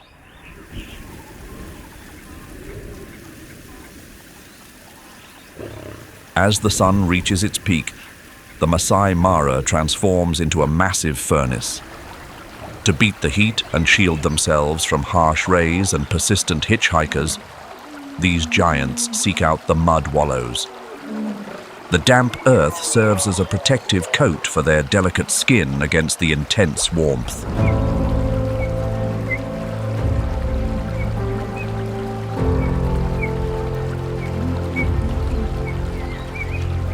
Unlike the elephant herds that use mud as a temporary mask, the hippopotamus chooses to rule the currents to beat the heat. An alpha male claims a stretch of water spanning about 200 meters, establishing his own absolute rule. These giants spend up to 16 hours each day soaking in the water or cooling mud. The hippopotamus lacks sweat glands entirely. Under the intense African sun, their thick skin is actually quite delicate and prone to sun damage if exposed too long to ultraviolet rays. Staying submerged also helps manage their massive weight. The current supports their joints, allowing this nearly 3 tons giant to move with surprising grace. Much like lions, a mother hippo does not feel at ease giving birth around assertive males. She must seek out a separate pool to welcome her only calf. Their connection to the water begins from the very first moments of life. Hippopotamus calves are born right beneath the surface and are natural-born swimmers. Even before finding their footing on land, they dive skillfully alongside their mother, using the water as a safe shield against shoreline hunters. Even so, one can never be too cautious. The mother cannot bring her little one back to the herd's waters just yet. She worries that territorial disputes among the males could place her precious calf at risk.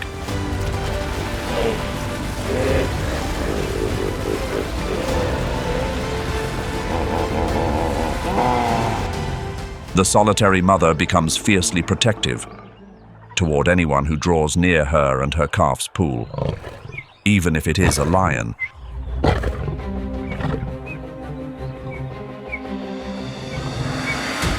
But a hunter is approaching. She is in need of a drink, but the hippo will not allow her to come any closer.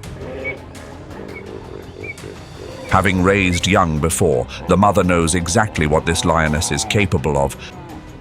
They are master hunters, and her calf would be quite a prize for them.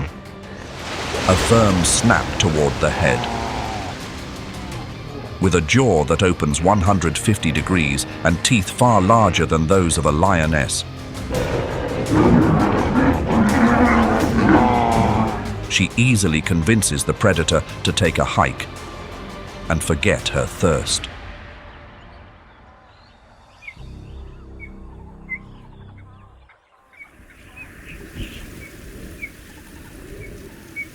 As the top-tier hunters retreat into the shade, the mother cheetah begins her shift. This is a clever survival strategy, seeking a meal while the heavy hitters are deep in slumber.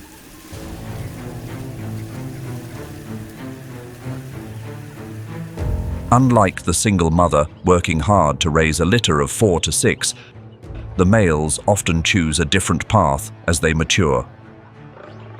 They form a tight-knit coalition, often brothers from the same litter, to collectively safeguard a vast territory of 13 to 130 square kilometers.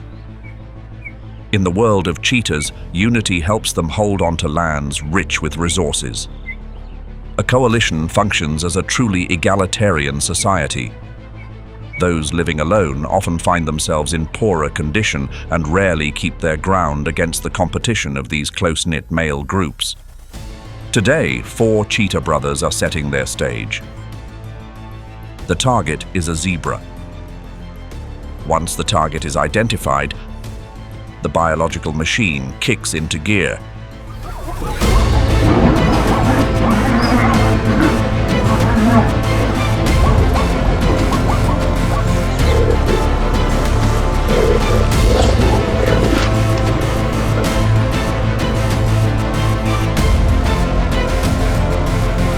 As the prize is brought down, the outcome of the chase is clear. But the cheetahs must still eat quickly. The midday sun might keep hyenas from working for their own food, but it won't stop them from trying to muscle in on the action for an easy meal. With fewer leftovers from lions available, the hyenas of the Masai Mara are becoming more assertive than ever.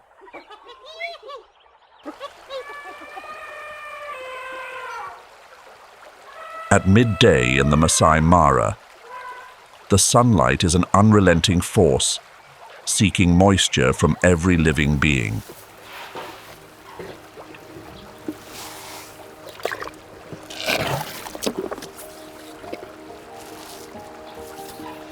African elephants understand this better than anyone. They turn mud into a protective coat, a natural sunscreen for their massive frames. Once dry, this layer becomes a shield against pests and keeps their temperature from rising too high.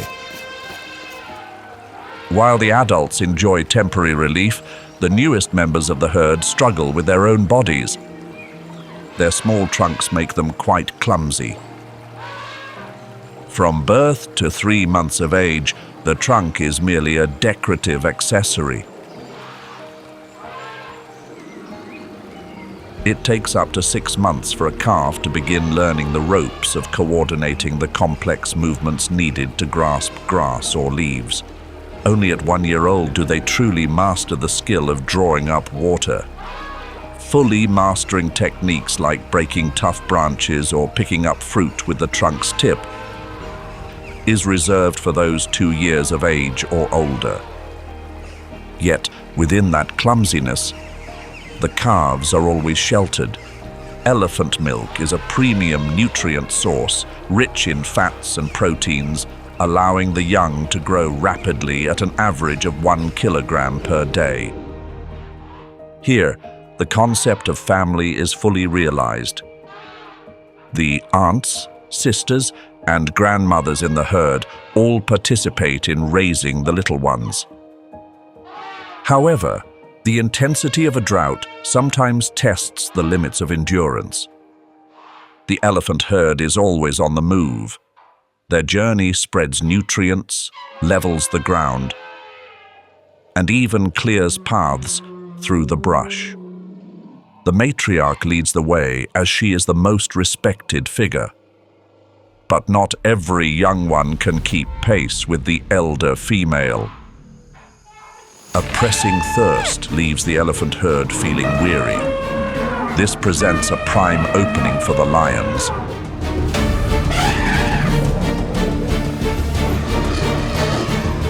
They set their sights on a young calf. The thing remaining is the profound sorrow of a mother with a heavy heart. Before the weight of her recent loss has even begun to lift, the mother elephant must already face the scavengers.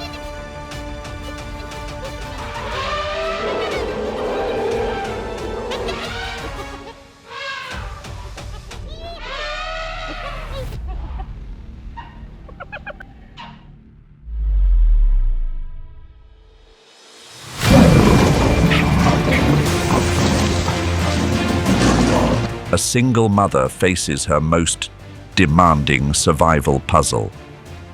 Instead of hoisting the prize into a tree as usual, she chooses to play it safe by concealing it in an abandoned warthog burrow to stay out of sight from scavengers. A high-stakes decision. Any passing predator could stumble upon this feast. Yet, dragging the catch a long distance in 40 degrees heat is simply too much of a gamble. Another grueling trek begins. She must retrieve the precious gift she carefully stowed away. It is a path long enough to ensure the scent does not linger. A young boy. In the world of the leopard, young males tend to stay with their mothers longer than their sisters, sometimes up to 24 months. This is because establishing a solo territory for a young male is a monumental task under the pressure of other mature males. Nuzzling and grooming at this stage are the emotional bonds that strengthen the tie between mother and cub. Now she will guide the youngster to where his favorite meal awaits. From 6 to 8 weeks of age, the cub has already begun sampling meat, and soon he will learn to accompany his mother on actual outings. Leaving him unattended in a den for up to 36 hours is a gamble. Young leopards also hone their nimble climbing skills. On the savannah, raising a future warrior requires dedication and limitless patience. As the sun begins to fade and the air grows cooler, the night hunters prepare for their day's work.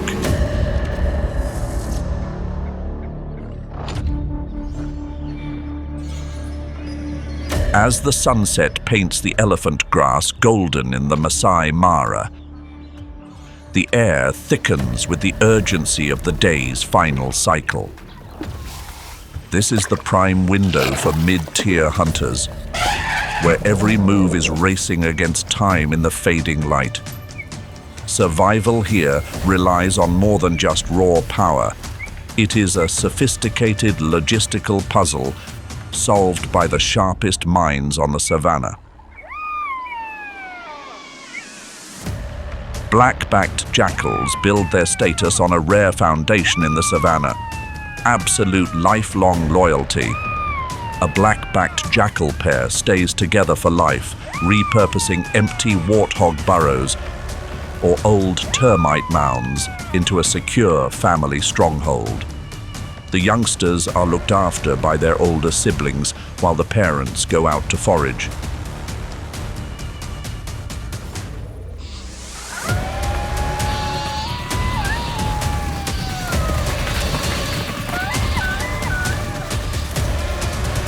Young gazelles are not as fortunate. From an early age, their existence is a high-stakes gamble where the mother wagers everything. The tiny one lies curled up, pressed against the ground and staying perfectly still for hours. Their coat blends seamlessly with the dried grass and sandy soil. The mother bets that no one will stumble upon her young. But today, the odds were not in her favor. Jackals possess incredibly sharp senses. For today, a bit of luck also helped them hit the jackpot. The jackals quickly attend to the meal they easily discovered. They have little ones of their own to consider. The female black-backed jackal consumes the portions as fast as possible, turning her own stomach into a secure transport pouch. At the den entrance, the eager faces of the waiting pups show their anticipation. When the mother returns, the meal begins. Finally, they can satisfy their hunger after a demanding day. As darkness falls, all the pups must retreat into the den to stay hidden from those with keen night vision.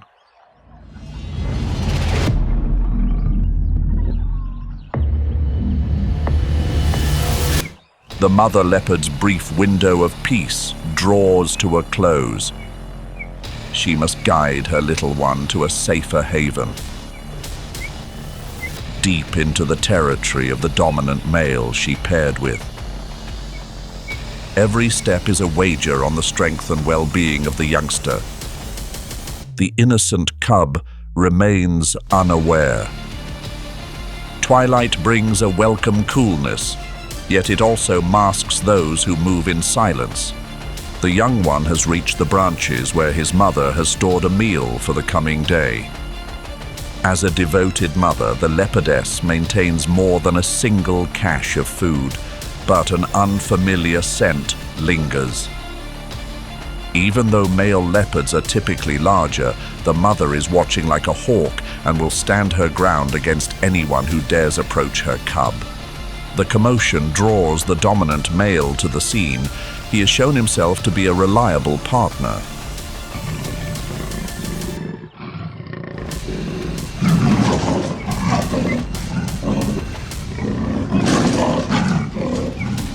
The intruder is turned away, yet remains fortunate to escape with his health intact. As shadows reclaim the plains, the most skilled hunters emerge from their hideouts. In the tall grass of the Masai Mara, a mobile radar station operates with total precision. The serval possesses the largest ears in the feline world relative to its frame. These satellite dishes are so keen they can pick up the footsteps of a mouse moving deep underground or in the thickest brush.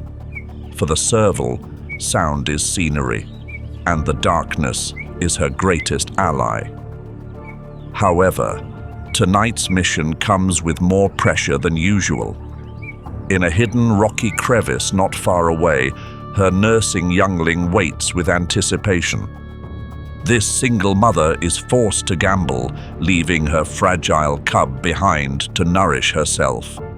Without a proper meal, her ability to provide milk will fade. Despite her slender frame, the serval is truly at the top of her game when it comes to efficiency on the savannah. Her success rate reaches 50%, a figure that completely overshadows the 30% of a lion pride or the 38% of a leopard. This proficiency comes from a blend of extraordinary hearing and unbelievable leaps. Long legs provide the serval with incredible lift, allowing her to soar 3 meters into the air or leap 4 meters to secure a meal from above. The most vital step is identifying the target. All that remains is the final, decisive move. A female serval's life is a journey of independence and constant awareness. She must carry the weight of raising her young alone, without any assistance from the male. To keep her cub away from the prying eyes of hyenas or the intensity of leopards, she frequently moves her home, leaving no scent behind. The 1-month-old youngsters have started trying meat provided by their mother, yet they still rely on her warmth until they are 5 months old. Every survival lesson, from active listening to the perfect pounce, is taught through real-world practice with live prizes brought back to the den.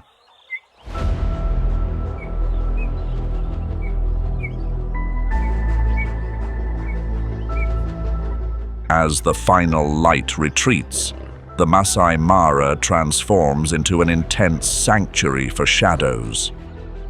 For the wildebeest herd, existence narrows to the keen vigilance of hearing and scent. They stand close together, every nostril flaring to detect a stray molecule of scent in the night wind. Yet nature often favors the most capable. Strong night gusts not only distract the senses of the prey, but also completely veil the footsteps of those gathering in the darkness. In the thick darkness, the lioness possesses an overwhelming biological advantage. Their eyes are a masterpiece of evolution, with light-sensitive rod cells 6 times more effective than human vision. A reflective layer behind the retina allows them to capture every stray particle of starlight to reconstruct a clear image of their interest. However, superb eyesight is only one part of the story. A lioness carries a relatively small heart, making up about 0.5% of her body weight, which prevents her from sustaining long-distance pursuits. Her assets are explosive energy and extreme patience. The lionesses do not work alone. They function as an organized special unit. Through subtle glances and quiet vocal cues, they have their strategy down to a science, pinning their interest in a pincer movement. Those on the wings begin to direct the wildebeest herd, steering them straight toward the members waiting in the center. When the gap narrows to 20 meters, the silence is completely lifted. The lead female surges forward with an explosive speed of nearly 60 kilometers per hour. Amidst the chaos of 1,000 hooves, she zeroes in on a single individual thanks to her sharp motion detection. A sudden strike combined with a firm hold on the throat interrupts the air supply of the subject.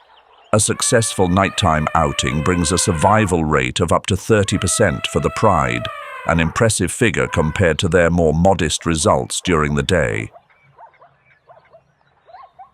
In this nocturnal kingdom, superior teamwork and vision turn these shadows of the brush into the ultimate masters of the life cycle.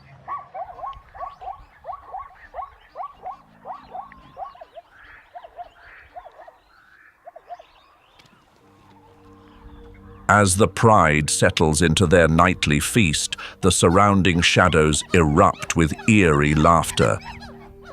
The spotted hyenas have arrived, the most persistent figures next in line at the site. A resonant roar from the king is all it takes to keep them at bay for a while, securing the meal for the delicate cubs. Yet the patience of these scavengers knows no bounds. They are truly biding their time. They linger in the shadows, catching the inviting scent of a nutrient-rich meal.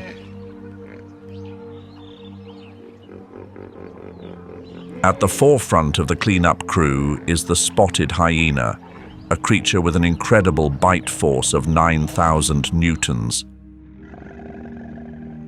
This strength surpasses even that of a lion, allowing them to break down the sturdiest bones to reach the nutrient-rich marrow within. They aren't just looking for scraps. They consume the skin, horns, and every tough remnant left behind, going the whole 9 yards. Their digestive system functions like a natural chemical plant, with potent stomach acid, capable of fully processing even the most durable tissues. As the lion pride finally moves on, a new commotion begins with the arrival of the black-backed jackal. These nimble scavengers choose not to challenge the muscular strength of the spotted hyena directly. Instead, they utilize a cunning hit-and-run tactic. Possessing a sharp sense of smell that can pick up a scent from several kilometers away, they are often among the first to arrive. Their compact and agile bodies allow them to weave through openings, quickly claiming soft remnants before vanishing into the darkness in the blink of an eye. They are opportunistic phantoms, surviving by being quick on their feet and knowing how to strike while the iron is hot when the giants leave an opening.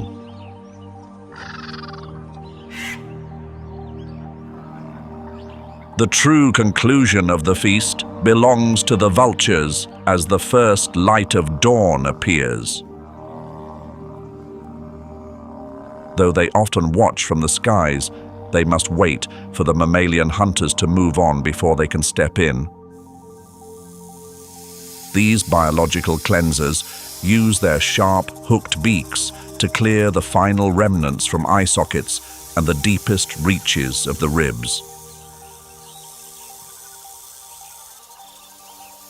Evolution has granted them a featherless head for cleanliness when reaching deep inside, ensuring no unwanted hitchhikers cling to their plumage. With a stomach pH near 0, they neutralize potent pathogens like anthrax or botulinum toxin at the source.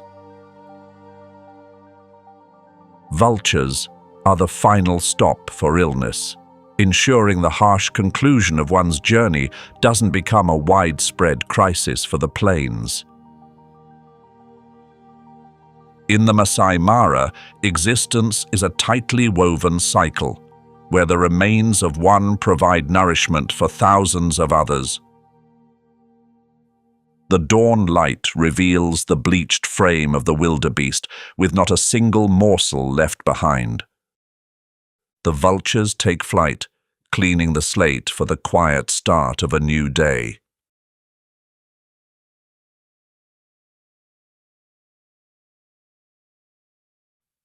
The Great Migration is often seen as the eternal heartbeat of East Africa, a cycle of life that never truly comes to a halt. However, the years 2024 to 2026 have brought unusual shifts that have shaken up the old ways.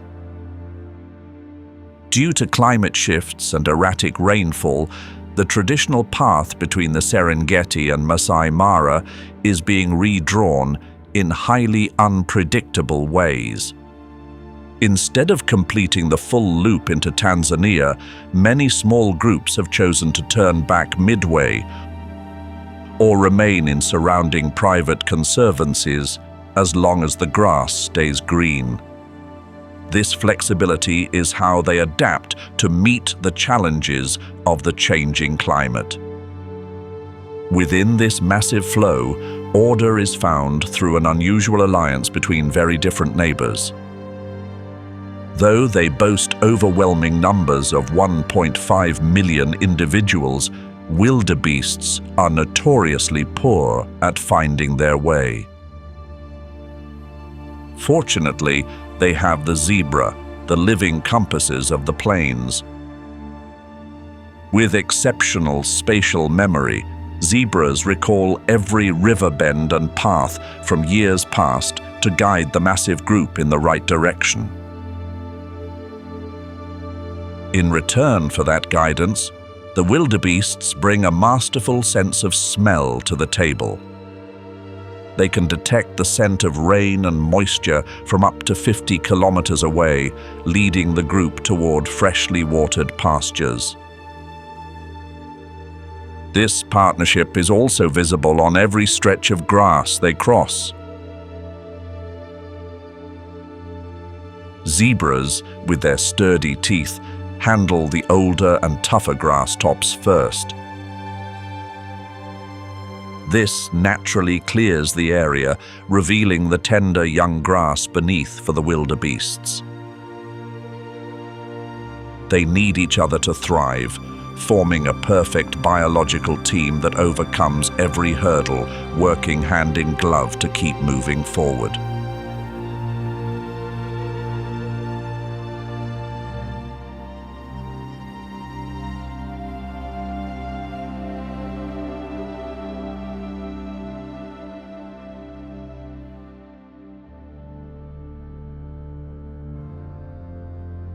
Known as the simpletons of the savannah, wildebeests are actually the planet's greatest ecological architects. With an overwhelming presence of 1.5 million individuals, they exert immense biological influence on every land they cross. The secret behind leading 1 million creatures to find the rain lies in their extraordinary sense of smell. A wildebeest can detect moisture in the air and the scent of damp earth from 50 kilometers away. This primitive navigation system is more precise than any man-made device, turning them into true storm chasers on the plains. Amidst the swirling dust, the constant calls serve as an invisible thread of connection. This is why they are also called the gnu. This continuous vocalization ensures no individual strays within the massive sea of life, keeping them all on the same page where visibility is often hampered by sand and heat. Their survival rests on a specialized physical design. Slender yet durable legs allow them to cover vast distances with minimal energy use. A newborn needs only 7 minutes after arrival to find its stride and match the pace of the adults. In this setting, A delay means the journey reaches a premature end. When facing the Mara River and its resident Nile crocodiles, collective intelligence replaces individual commands. There is no single leader who actually gives the order to cross. The decision to enter the challenging waters is the result of mounting pressure once their numbers at the bank reach a tipping point. Those at the water's edge are moved forward by the weight of the thousands behind them, creating a powerful and irreversible domino effect.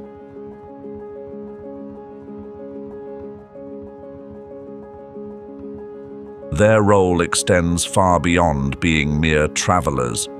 Wildebeests consume about 4,000 tons of grass each day, acting as strategic mowers for the African landscape. This grazing stimulates the grass to return faster, softer, and richer in protein for other grazers, helping everyone get a leg up in the competition for resources.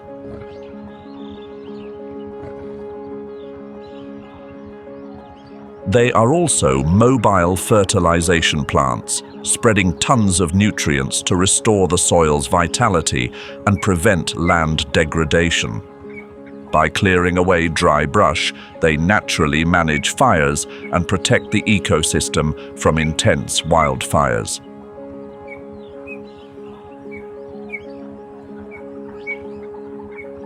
Their contribution is the lifeblood of the African plains. They serve as a vital resource for prides of lions, leopards, and hyenas. Without this abundant energy source, these night hunters would find it difficult to sustain their legacy. Even the vulture flocks rely entirely on those who do not complete the journey to fulfill their role in keeping the environment tidy. However, to lead this massive energy through the savannah's maze, these simpletons require a guide with a superior memory. The black and white striped companions are waiting up ahead, ready to serve as the living compass for the great journey.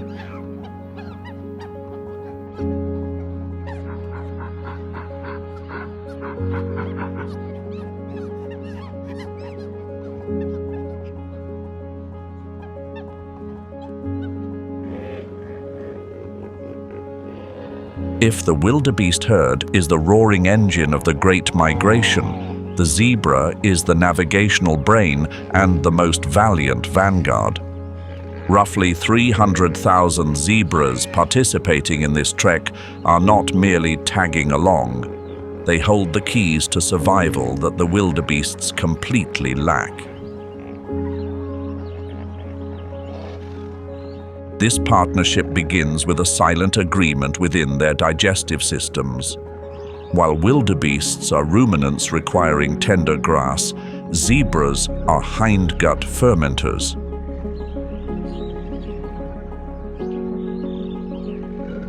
This design allows zebras to process the oldest, driest, and toughest stalks that other species often pass by. They act like industrial mowers, clearing the coarse surface layer to reveal the fresh green core beneath for the wildebeest herds.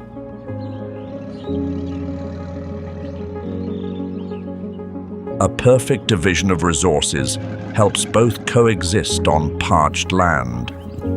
However, the zebra's true contribution lies in its superior visual navigation.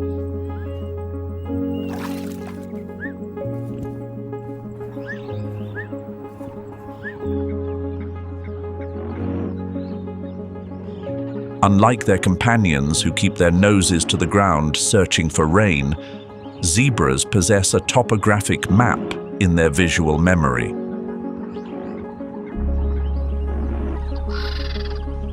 They recall the exact locations of reliable waterholes from years past, even when the sky shows no sign of a storm.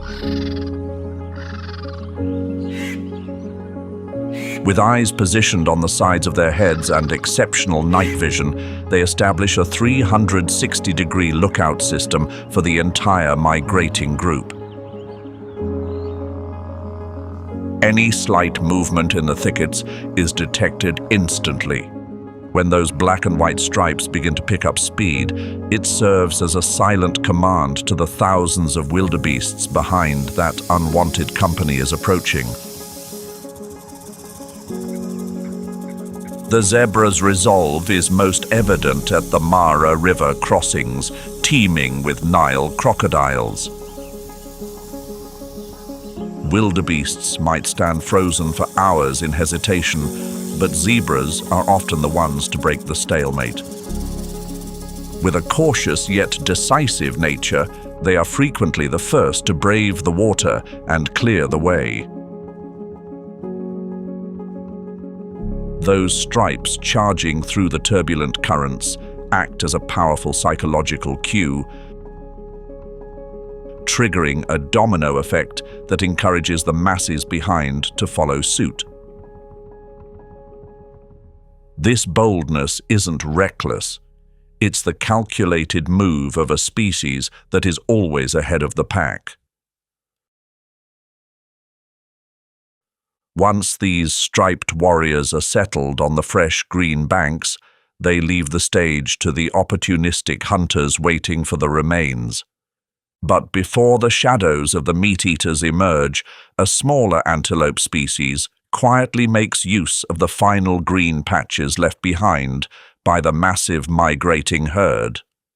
The Thompson's gazelle is stepping in, bringing a more delicate rhythm of survival amidst the grandeur of the Great Trek.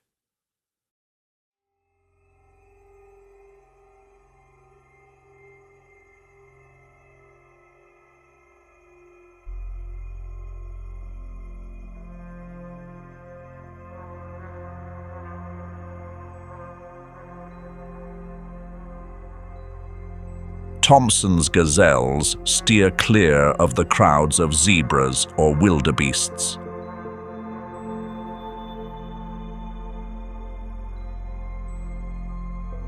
They are the final ones to arrive, a choice that is quite a clever feeding strategy.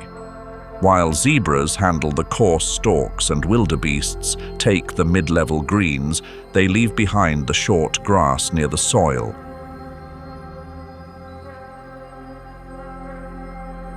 Often called the microgreens of the savannah. This protein-rich specialty is exactly what the Thompson's gazelle prefers. They make the most of the nutrient-dense resources that the larger species unintentionally overlooked. To thrive as smaller residents, these antelopes have evolved into high-speed marathon runners. While wildebeests rely on strength in numbers, the Thompson's gazelle wagers its well-being on agility and sharp turns at 90 kilometers per hour. When facing a swift seeker like the cheetah, they perform a psychological display called stotting, springing high into the air with all four legs. This isn't out of concern, but a witty message to the seeker. Look, I'm in the pink, so don't bother with the effort. Their caution reaches its peak when facing the challenges of the Mara River.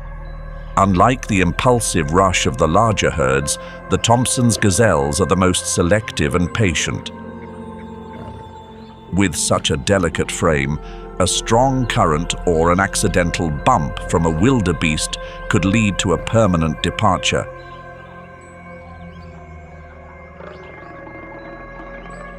They typically wait for the commotion to settle once the Nile crocodiles are satisfied or occupied by larger subjects. They seek out shallow, calm stretches of the water to ensure they remain safe and sound. Interestingly, aerial views show many of these groups are willing to bypass the crossing if the grazing in the Serengeti remains plentiful. They are expert risk managers, placing their security ahead of following the masses.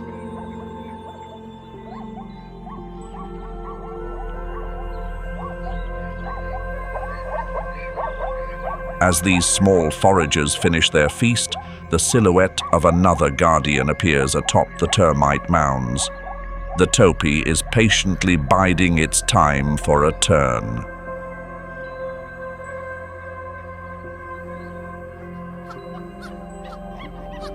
While the wildebeest herds pour their strength into a taxing journey of 10,000 miles, the topi display a practical and sharp philosophy for getting by.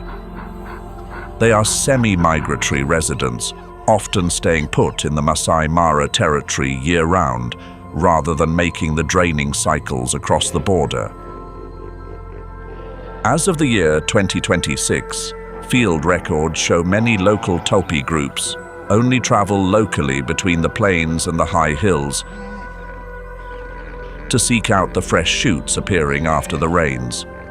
They hold the moisture map of the reserve, using their deep knowledge of the terrain to stay in peak condition without expending too much energy on the move.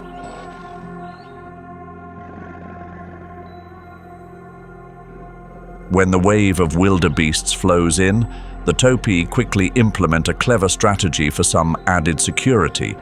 They blend into the massive crowd to lean on the safety of numbers, making it harder for seekers like lions or hyenas to narrow their focus.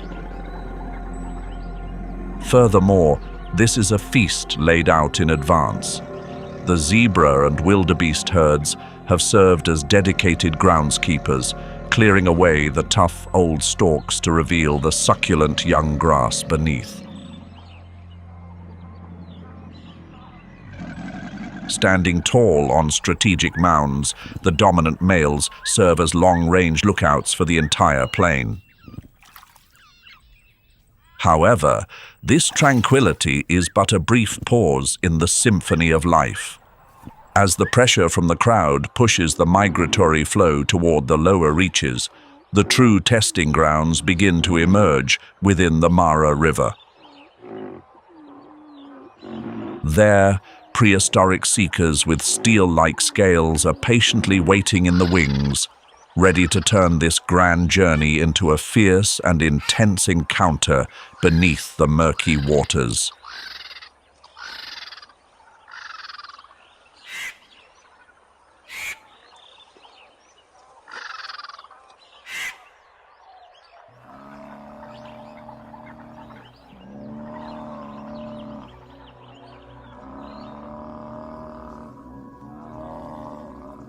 Beneath the murky waters of the Mara River, an ancient squad of prehistoric hunters silently sets the stage. This is the domain of the Nile crocodile, giants that can reach lengths of over 5 meters and weigh nearly 1 metric ton. Many seasoned veterans here have lived for as long as 60 years. They have observed the Great Migration since a time before humans possessed modern lenses to record the event. These elderly hunters know every bend and every ideal crossing point by heart, where the wildebeest herds will eventually have to pass. The true secret behind this dominance lies in a chilling level of patience. Nile crocodiles are masters of energy conservation.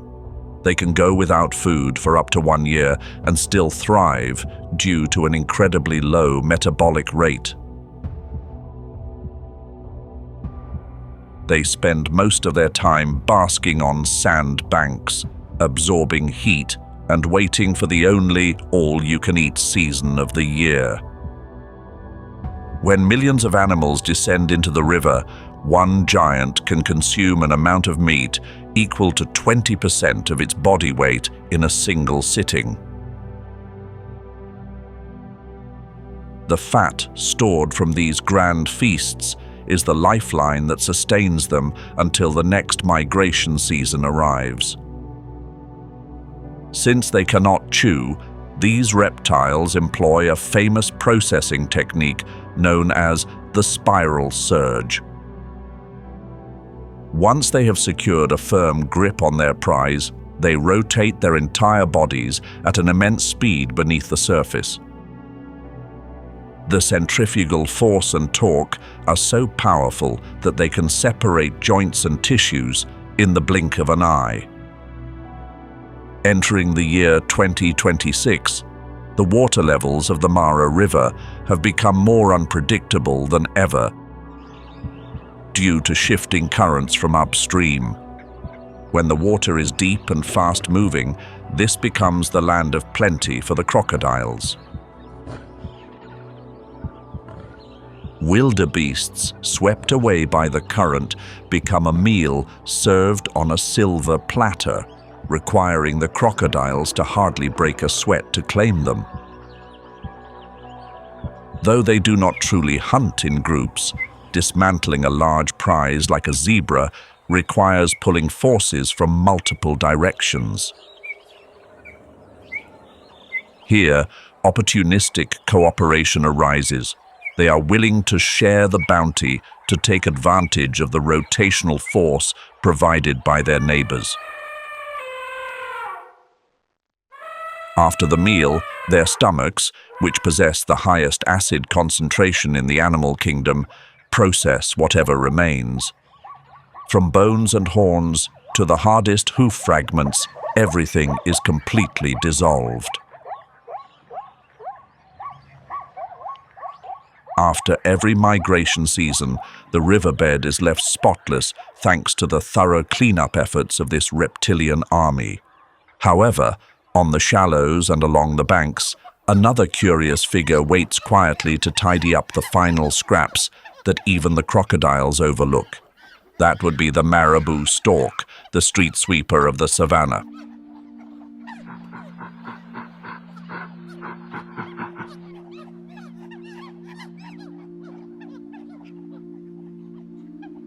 When the vivid feast of the heavyweight hunters concludes, the dark butler of the savannah truly begins his work. The marabou stork, also known as the undertaker bird, appears like an old man in a classic tuxedo strolling through the remains of life. Do not let this hunched posture and somewhat elegant attire pull the wool over your eyes. This is one of the largest birds in the world, with a wingspan that can reach 2.9 meters, rivaling the mightiest representatives of the African skies. Standing tall at a height of 1.5 meters, they tower over the scene, completely dominating the vultures bustling about. That featherless head and neck are a masterpiece of practical evolution. Much like a surgeon, the lack of feathers allows them to comfortably reach deep into the remains without worrying about fluids or bacteria sticking around, making the cleanup after each shift much easier. The vibrant pink air sac beneath the neck is not for storing food, but rather a sophisticated temperature regulation device and a tool for producing strange calls to attract a mate. Their most impressive feature is a long, hard and sharp beak shaped like a chisel, which can pierce the toughest wildebeest hide with ease. In the survival cycle of the Great Migration, the marabou stork serves as the final logistical anchor. They consume everything from aged meat and fallen fish to the scraps that even hyena packs overlook. These are mobile biological incinerators, a team of unsung heroes who help clear health risks like anthrax or plague from the grasslands, ensuring the safety of the entire ecosystem before a new cycle begins. At Masai Mara in 2026, ornithologists have noted the incredible intelligence of these birds as they begin to shift their traditional habits. They do not just wait patiently by the riverbank, they also gather at waste sites near human camps or follow wildfires to catch insects fleeing the flames. With the personality of a neighborhood bully, They frequently shoo away vultures or stand beside the crocodiles to snatch bits of meat flung from the spiral surge. Though often regarded as the least attractive bird on the continent, without them, the savannah would be overcome by strong odors and serious illnesses. However, the appearance of the marabou stork carries a meaning much deeper than a free meal. When those pink air sacs expand and their eyes turn toward the horizon, they are sensing a change.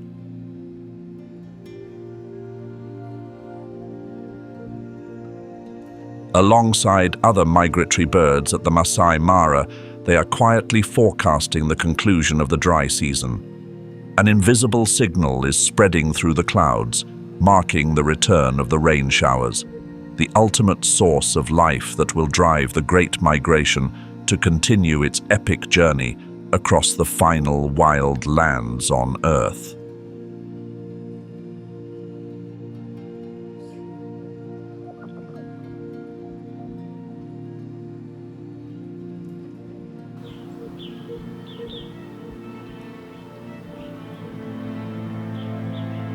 Serengeti.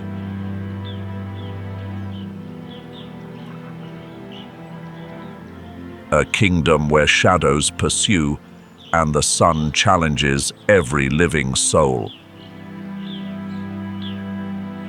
But look higher.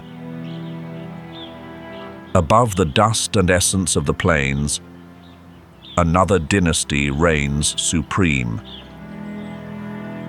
This is the Empire of Wings, where these masters of the air call the shots.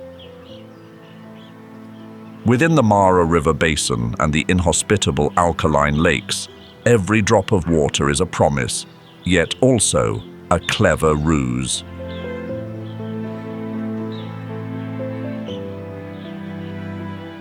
African fish eagle. An emperor dressed in a uniform of sharp contrast between the snowy white of the head and neck and the deep chocolate of his body. He does not merely observe, he is presiding over a court upon the water. His piercing call, cutting through the air, is the voice of Africa, a firm declaration of sovereignty echoing throughout the valleys. Yet he possesses more than just a voice. He is a precision instrument. From a strategic high point on the branches near the water, he marks a target, a silver flash beneath the waves. He launches. Gravity becomes an ally. With a plunge at a lightning-fast speed, he thrusts his talons forward like steel pincers. Biological sophistication meets the raw intensity of instinct. Beneath his feet are spicules, small, sharp, and sturdy spikes. They are the iron cuffs of the sky, designed to ensure that once the talons have locked, no slippery fish has a chance to slip away. Fish, water birds, or turtles all fall under his jurisdiction. In the Mara, the African fish eagle does not just hunt. He is reclaiming what belongs to his empire. Life in the water always carries a price, and this king is the ultimate debt collector who clearly rules the roost.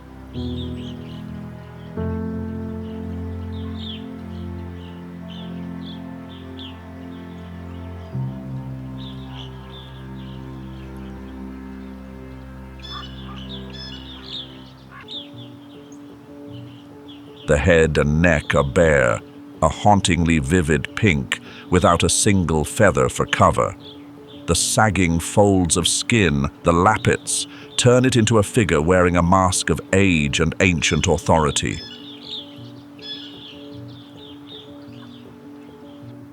But what truly establishes order at the Feast of the Remains is the massive beak, thick, sturdy, and sharp as a blade. In the kingdom of incomplete passings, the lappet-faced vulture is the only one holding the privilege of opening the way. While smaller scavengers stand by in helpless hesitation before the tough hide of an African buffalo or elephant, this figure steps forward. It asks for no permission. It claims its place, proving that the buck stops here. That powerful beak carves through the sturdiest fortresses of bone and flesh, stripping away stubborn tendons with calculated resolve. It is the absolute ruler of the remains. A single massive dark shadow swooping down is enough to bring an end to all chaos. Lesser foragers must draw back, making room for the king of finality. Even so, this is not merely a feast upon the fallen. This is a stern ritual of purification. By consuming what is left behind, the lappet-faced vulture sweeps away the seeds of illness, preventing a chain reaction of decline across the Serengeti. A specialist carrying the mission of a savior, ensuring that the departures of today do not become the calamities of tomorrow. Life continues simply because it has cleared the path by finishing what was left behind.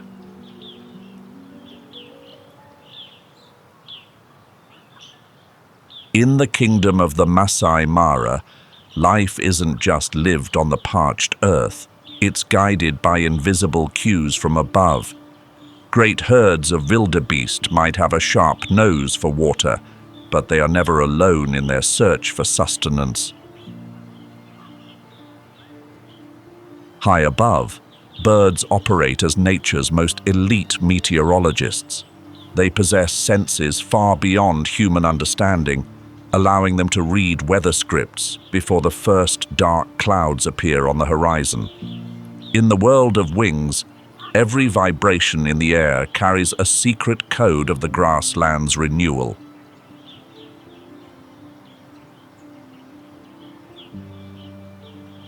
One of the most supernatural abilities is the perception of infrasound.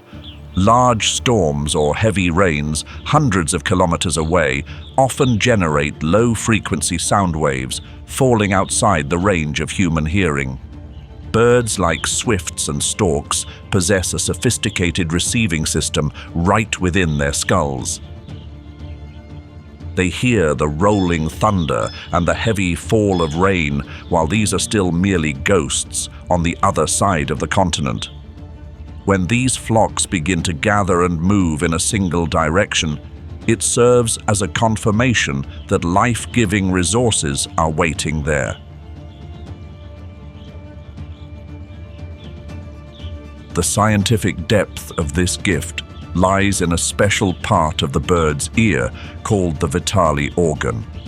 This is a biological barometer incredibly sensitive to atmospheric pressure. It took millions of years of evolution for these small beings to sense the slightest drop in pressure before a cold front arrives. When the pressure dips, birds immediately adjust their behavior by flying lower or seeking a new sanctuary. These changes do not escape the eyes of the antelope herds below. The movement of the sky acts as a compass for the weary feet on the ground. Among the prophets, the Abdim's stork holds the most venerable position, known as the rainbird. the appearance of tens of thousands of abdim storks in the Masai Mara is a sure promise that showers will arrive within 24 to 48 hours. These storks travel on warm air currents that lead the rain fronts. They aren't just searching for food. They are riding the heat waves that signal an end to the dry spell. As their wings fold onto the acacia branches, the herds understand that green grass is about to return to the plains. The song of the red-chested cuckoo also serves as a wake-up symphony for the entire grassland. Local people call their distinctive cry piet mi vru. This bird begins to sing loudly and continuously as soon as the moisture in the air rises, often several days before the first rains fall. This isn't a random song, but a biological response to the changes in humidity and the electrical charge in the air. This call spreads through the thickets, stirring the migratory instincts of millions. The link between birds and wildebeest is a wonder of shared information. Wildebeest may not possess superior intellect, but they are master observers who know the ropes. If large birds like eagles or storks fly in unison toward one direction, the antelope tend to follow, as that usually leads to underground water or freshly sprouted grass. Their high-altitude vision allows birds to see the greening on the distant horizon where a local shower has just passed, creating flight paths that guide the herds below.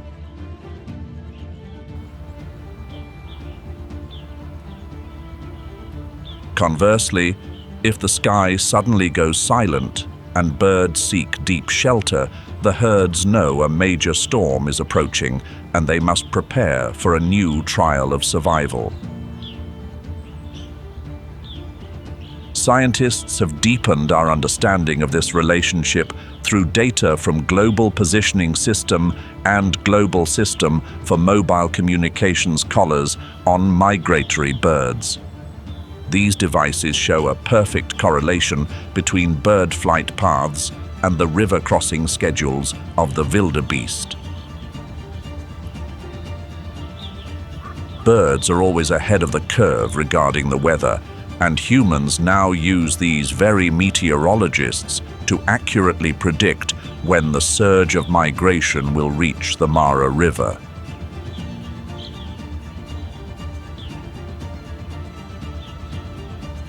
At the threshold of a changing season, when the Serengeti heat becomes a severe trial and the savannah holds its breath in anticipation, the oldest guardians begin to emerge.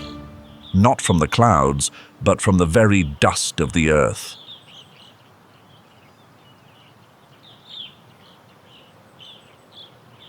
Giants cloaked in solid black, striding like prehistoric shadows. Look at that face, a mask of vivid red skin, haunting and commanding.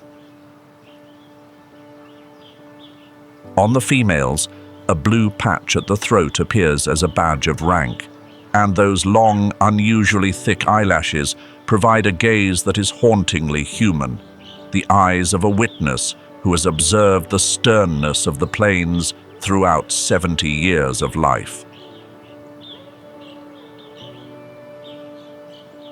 Southern ground hornbill, a true family regiment moving in a disciplined phalanx formation. With an exceptionally strong beak carrying the force of armored pincers, they hold authority over every creature below. From large insects and armored tortoises to venomous snakes or hares, nothing can slip away from this absolute search. But their true power lies in a mystical connection to the sky. They are called the thunderbird. When atmospheric pressure begins to shift and moisture-heavy clouds are still forming on the distant horizon, the southern ground hornbill already hears the whispers of the storm, knowing relief is on the horizon. Their low, resonant calls, like marching drums, can pierce through the savanna mist for 5 kilometers. This is not just a call to their kind. It is a symphony of renewal. In this kingdom, they are the sages possessing decades of memory, maintaining their dynasty through cooperative breeding, where the entire clan protects a single bloodline. When the faux thunder from their throats echoes with energy, the entire savanna knows the reign of the dry spell is nearing its end. The heralds of the rain have spoken, and the destiny of the Serengeti is about to be rewritten with water. As the drum beats of the thunderbird slowly fade into the distance, another aristocratic figure appears through the misty haze of the wetlands. A symbol of elegance in a land of intense competition. The gray-crowned crane. It does not walk like a seeker. It moves with the poise of a monarch on a royal tour. It is dressed to the nines in calm ash-grey formal attire with pure white wings, but true royalty sits atop its head. A crown of golden bristles shining under the scorching sun. The crimson and white patches on its cheeks and the vivid inflatable throat pouch are marks of a noble lineage, a haughty beauty that withstands the stern nature of the Serengeti. Each of its steps is a firm command upon the earth. Using a calculated and forceful stomping technique, it sends vibrations through the dry grass. This rhythmic disturbance causes insects to leave their cover, only to be reached by the sharp beak of the ruler. Grains or small reptiles, nothing can refuse the appetite of this sovereign.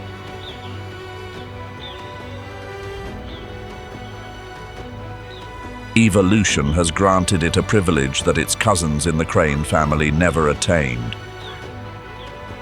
With unusually long hind toes, it is the only one capable of perching firmly on high branches, observing the world from a superior vantage point. It finds complete safety from the risks waiting below.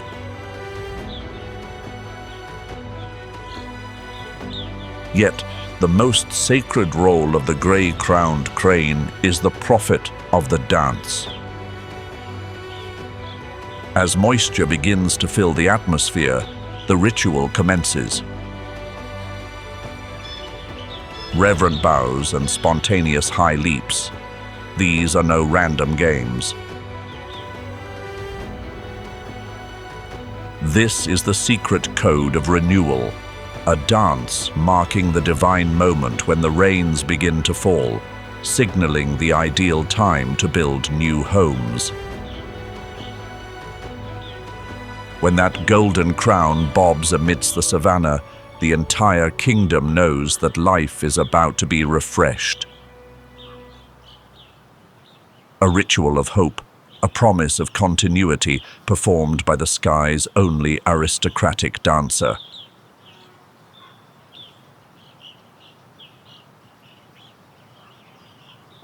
But amidst the stifling heat of the parched lands, as the cracked earth awaits salvation, a blood-colored dagger begins to flicker behind the thorn bushes. The red-billed hornbill, a creature of modest size but possessing the will of a resilient warrior. Look at the long, curved beak, as bright red as if dipped in flame. A perfect tool for unearthing the secrets of the dark soil. It does not fly in dull, straight lines. It moves in a signature undulating rhythm, swaying like the very breath of the savannah as it waits for the rains. On the ground, it is a dedicated mercenary.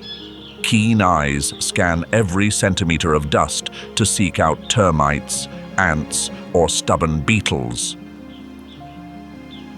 When protein sources become scarce, it accepts gifts from the flora, scavenging seeds and fruit to sustain itself.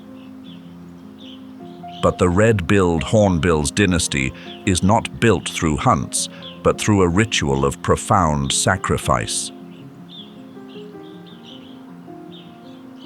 When the first seasonal raindrops fall, softening the parched crust of the Serengeti, a decree of instinct is issued. This is the moment for voluntary confinement. The female withdraws deep into a tree hollow, surrendering the vast sky to become a prisoner of the future.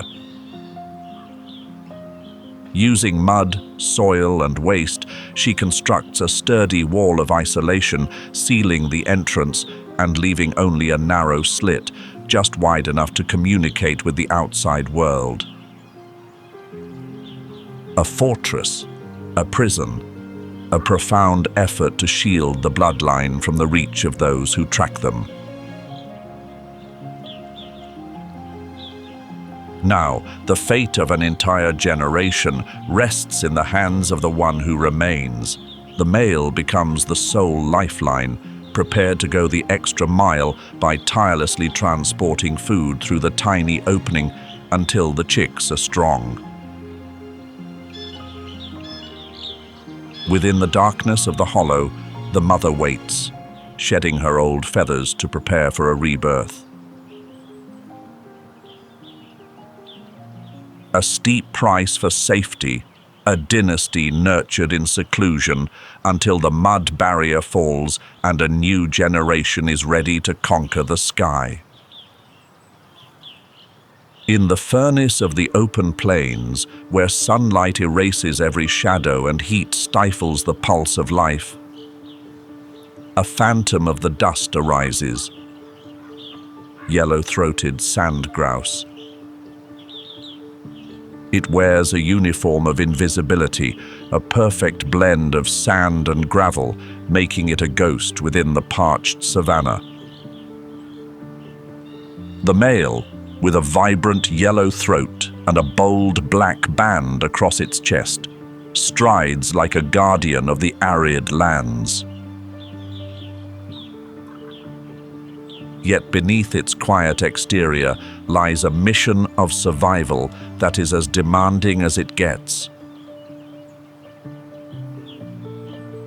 When the waterholes evaporate and a perilous trial begins to claim the next generation, the yellow-throated sandgrouse becomes a mobile canteen of destiny. This is a marvel of biological engineering. The father's breast feathers are structured like an organic sponge, capable of absorbing and securing precious droplets amidst the scorching heat. It takes flight, a solitary journey through searing air currents to reach distant water sources. There, it dips into the water, filling its reserves for the demanding journey home. Back at the nest, the chicks are exhausted by their thirst for life.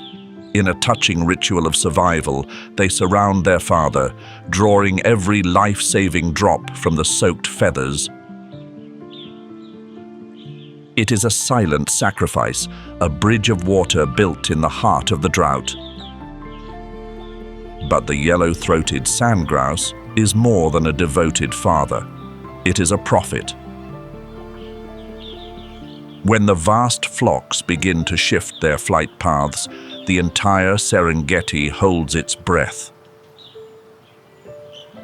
Their movement serves as a map to moisture, a signal that the rain-bearing currents are beginning to stir. Following the sand grouse means following the first seasonal rains.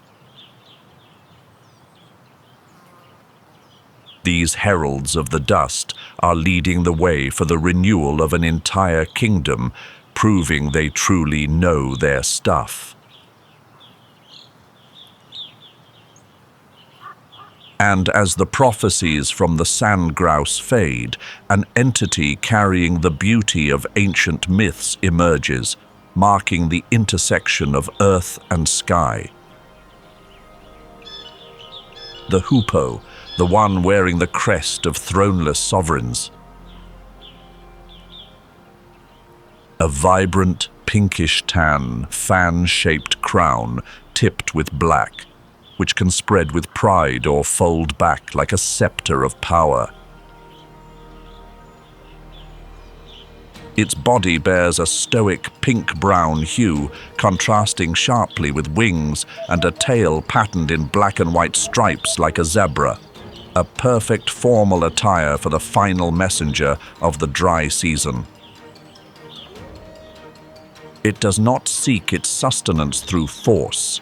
It works with the refinement of a skilled surgeon, and its timing is on the money. A long, slender beak, as sharp as steel forceps, constantly probes deep into the cracked soil of the Serengeti. It doesn't just search for protein, it investigates every crevice of dry grass roots to pull out those in hiding, larvae, crickets, or the most stubborn insects. No secret beneath the earth can evade its questioning. Yet within the kingdom of wings, the hoopoe holds a sacred position because of its voice. A rhythmic, melodic call resonates, piercing through the mist of the changing seasons.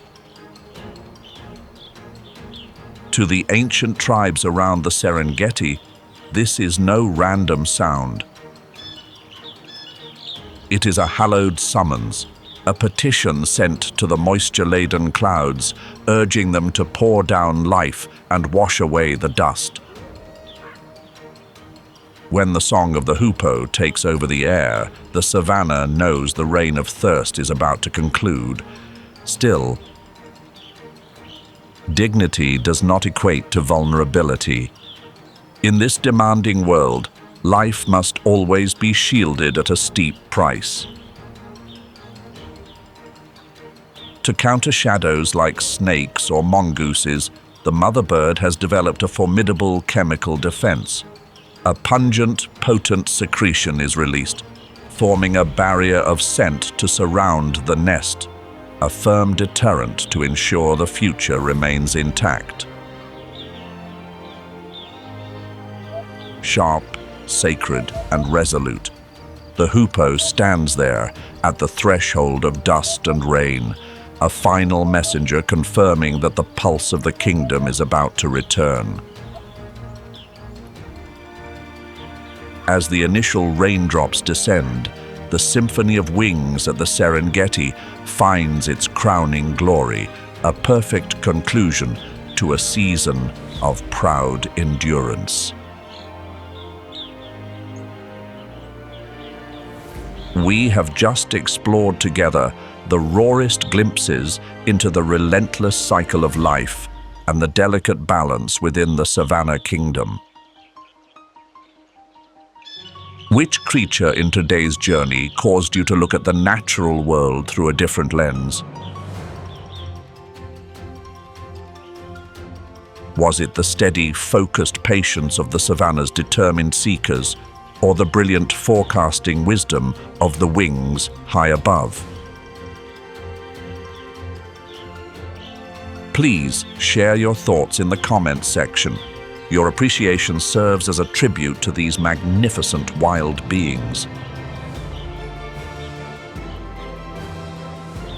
Be sure to like and subscribe to stay the course with me on our next field expeditions, where we will continue to decipher the most mysterious codes of survival.